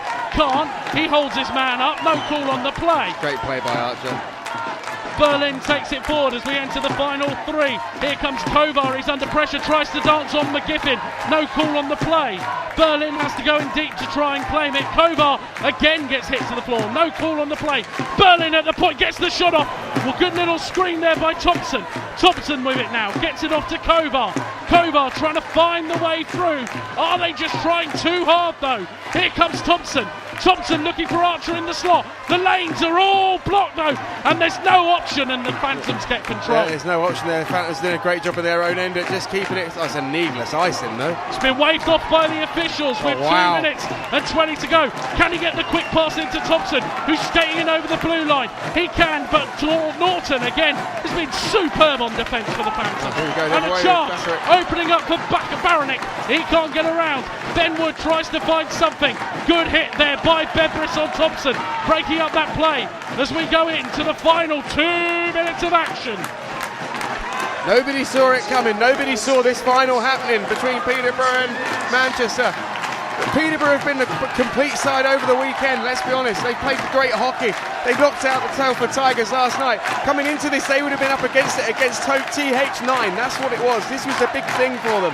They've overcome that. They've played great hockey all weekend and they are worthy champions. 2 turnovers in a row from Tony Hand. McGiffin steps in, chance to seal it. Big shot off the leg of Graham. It might still rebound around. Benwood also just gets it out of the zone, but the Phantoms have control with 1.5 minutes.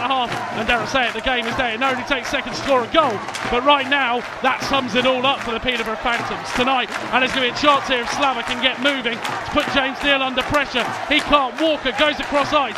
1 minute and 10 left here as Phone isn't even looked at by the Phoenix bench. No, not even looked at. Thing is, oh hello. Tony Hand turning over against Orzins, but the man's back there in Robson. He rips it round the board all the way down the ice where Luke Ferrara's trying to get to it. Just sticks over the line as it's waved off. Final minute of play. Ferrara, he's going to try and set up Kumalanis. He can't. Back into Ferrara. Kumalanis, he gets tripped on the play. Still alive with the puck. Tries to feed off to James Ferrara. Ferrara comes in tight. Rebound still alive. Creeps over the line. And the Peterborough fans go wild, because that goal from James Ferrara seals the playoff crown for the Peterborough Phantoms. Peterborough have been a fantastic side over the weekend, backed up by an awesome netminder display by that man down there, Rosins. But not only that, when they've got into the opponent's zone, they've taken their chances. Little half chances that you don't normally see taken around the net.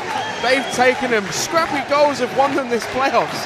You know, they've scored some outstanding goals as well, but the scrappy ones have got them in there. 19-21 gone in the period, 5-2 hockey game. It's just a shame.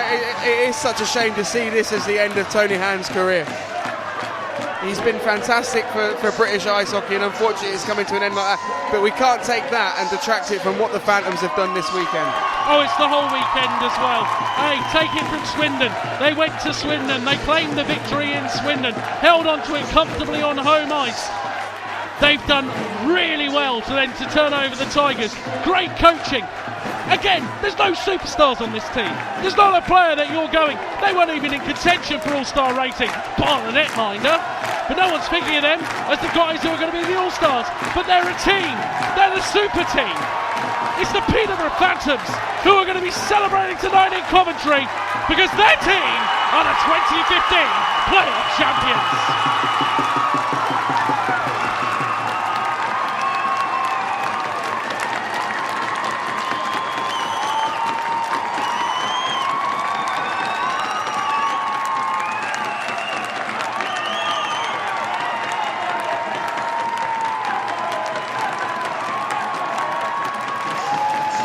Well, that wasn't the final anyone expected, but full credit to the Peterborough Phantoms. They came out victors today, as once again Slava Kulikov set the perfect game plan for them to claim the victory.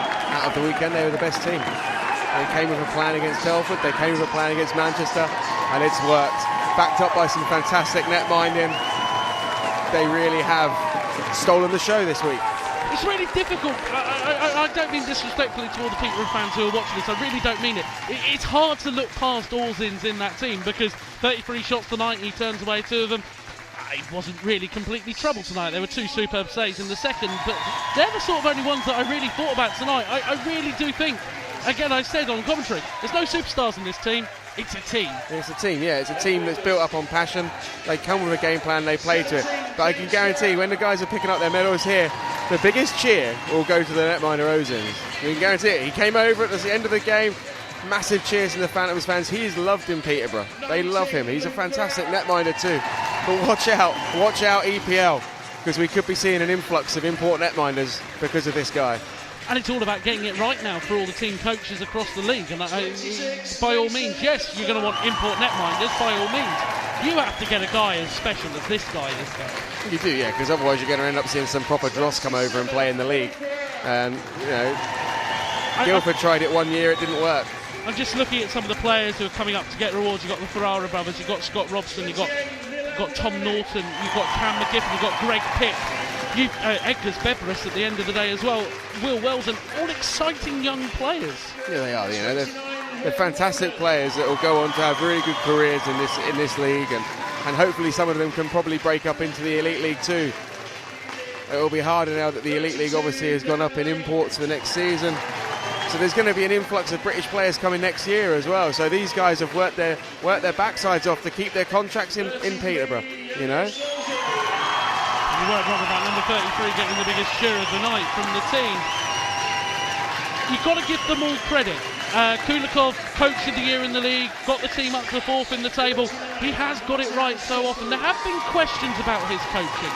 Slough fans really questioned his coaching when he was in Slough. And it's maybe taken him that half season in Peterborough to get settled into this role. You can question his... they questioned his coaching, but they were used to having a big budget team in Slough. Kulikov came in at a time where Slough were on the decline, and he did a job for Slough. You know, he did a job. He tried to keep hold of players. Certain players left. The job came up at Peterborough. He took it. he's been able to build his own team. This is the difference, yeah. He's managed to help out, obviously, the Ferreiras and Buckman. They've all come through the Peterborough Junior programme, and they've been there. But he's been able to build them and mould them into the type of team that he wants them to be. And you can't knock him for that. You know, he is Coach of the Year, and full credit to him. He came here with a game plan this weekend against both sides they've come up against. And they've worked to that. And even beating Swindon last week in the quarter-finals. That was probably the one quarter-final that no one could really pick between, because both teams going in were on good form. Peterborough came out of that. They've come here and they've taken this weekend by storm. It's also great for a club like Peterborough, because a couple of years ago it was easy to write them off. It was as a club as a whole, like, oh, it's just Peterborough, they're always going to be the basement dwellers. There's a lot of hard work gone in behind the scenes there to really make it a success. You see the drive they've got on social media, you see the driving they've done to try and professionalise the club, and it's great to see. They have, yeah, and the difference is they were here a few years back, I think, when Curtis Cruikshank was the coach of the team. And they were absolutely demolished in the semi-final. It was embarrassing for them. You know, everyone's like, oh, we'll take Peterborough's side. You know, we want them to do it well. This team has come in this year and they've put the doubters back down. Well, there's no embarrassment tonight for the Peterborough Phantoms. Their fans can be proud of their team. Their city can be proud of their team. It's Jace Brara who gets the opportunity to shake hands with the IHA chairman, Ken Taggart. A moment he'll remember. A moment these Peterborough fans will certainly remember, as the Peterborough Phantoms lift the 2015 EPL Playoff title!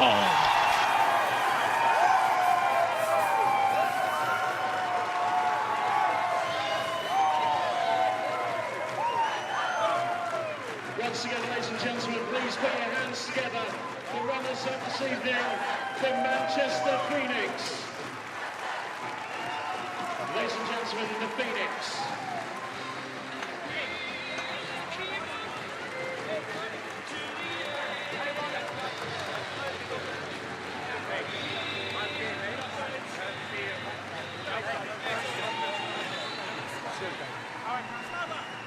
Ladies and gentlemen, once again, they are this year's runners-up. They are the Manchester Phoenix.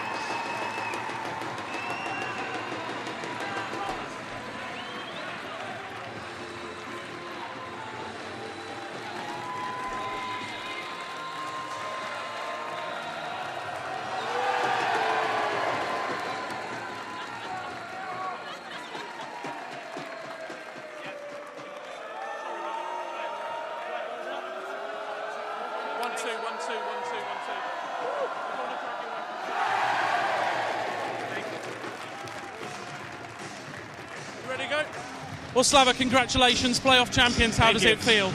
Unbelievable, unbelievable. We worked hard all year. Guys took through thick and thin. A lot of injuries.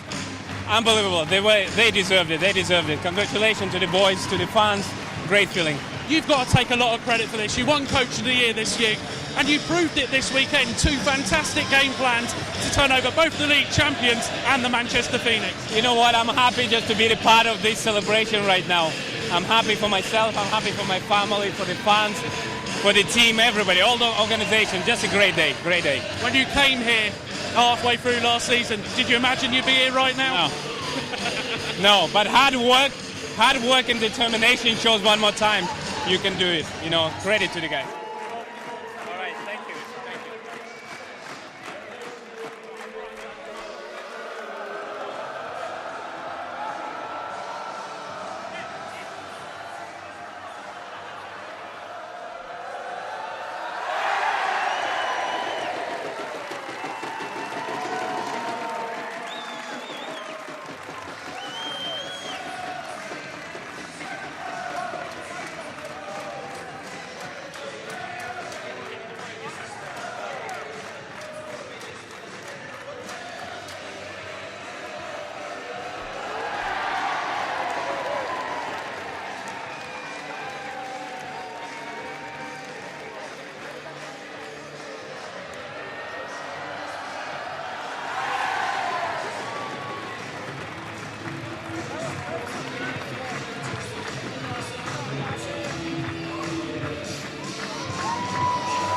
congratulations, a big weekend for your guys and a big victory. How do you feel? Unbelievable, good, very good, thank you. It's been a great year for you since you've come here. You've really seemed to be taken to these Peterborough fans. They love you to pieces. It must be great to bring them that trophy. Yeah, fans is great. Fans is great. They're really good atmosphere. I'm happy just coming. Go off and enjoy the celebration. Thank you. Congratulations.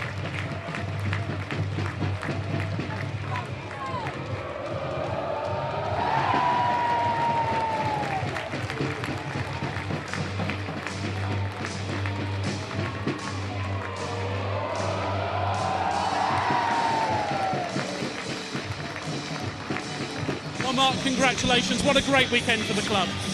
Honestly, I'm kind of speechless, mate. Honestly, the boys have played absolutely outstanding all week. All weekend. Same in the quarterfinals. Honestly, we just came together, and all the trophies I've won, this is just one of the better ones as well. It feels so good to be amongst these guys. It's been brilliant. I was about to say that about you. I mean, you've had great accomplishments everywhere else. This must feel extremely special because I look around this is a team. This is a unit together. Exactly. I mean, we had our ups and downs, but everyone loves everybody. There's not anybody in this team that we don't get along with. Everyone loves everyone. Meow, meow. Honestly, it's an unbelievable feeling. It's great. And for you tonight as well, obviously Tony Hand's last ever game in his playing career. I mean, it's an emotional moment for a lot of people. Obviously, what are your memories of playing? Tony helped me start. He took me over to Belfast originally, gave me the opportunity to play, so I couldn't thank him enough. I spoke to him as much as I could there and just thanked him. He's had an amazing career, and I'm grateful to have been part of it.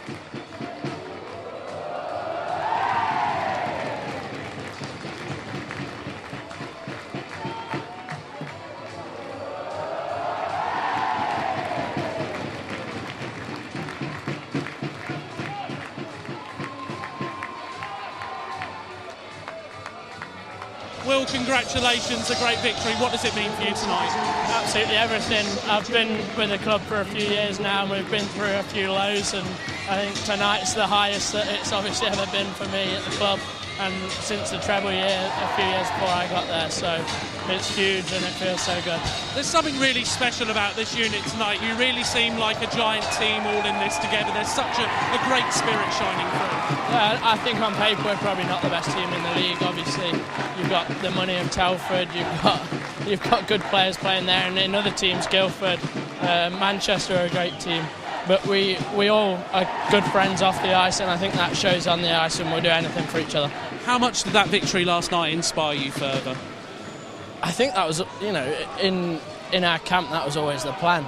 We were set up to beat Telford. We were confident of beating Telford, and that was just, they were another team in the way of us and the trophy. So, yeah, it was inspiring, but that's what we came into it today.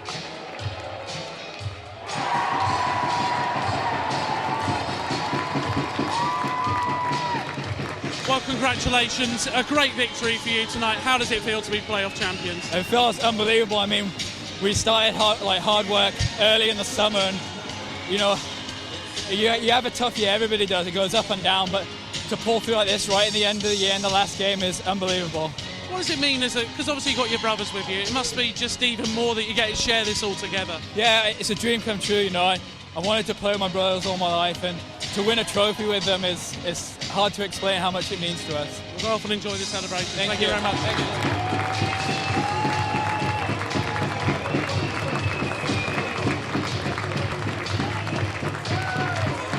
Well, certainly the celebrations are going to go on late in tonight for these Peterborough players and the Peterborough fans. It really has been an inspiring weekend from them. Coming into it, no one put a penny on them. No one gave them a chance. But twice this weekend, they've proved that they can really turn in the performances when they needed to most. And that's all the difference. And that's why they're the 2015 EPL playoff champions. On behalf of myself, Graham Bell, my co-commentators Lee Jones and of course Chris Beasley, we really hope you have enjoyed this Ice Media Productions production, and we wish you all the best, and we'll see you in Coventry again next year. Who knows? They could be champions once again. Big save by Folk, rebound still there! Folk with the big rebound, still the chance there!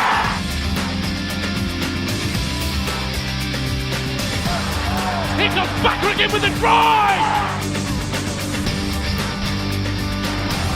Ferrara comes inside. Rebound still alive. The Peterman Phantom are the 2015 playoff champions.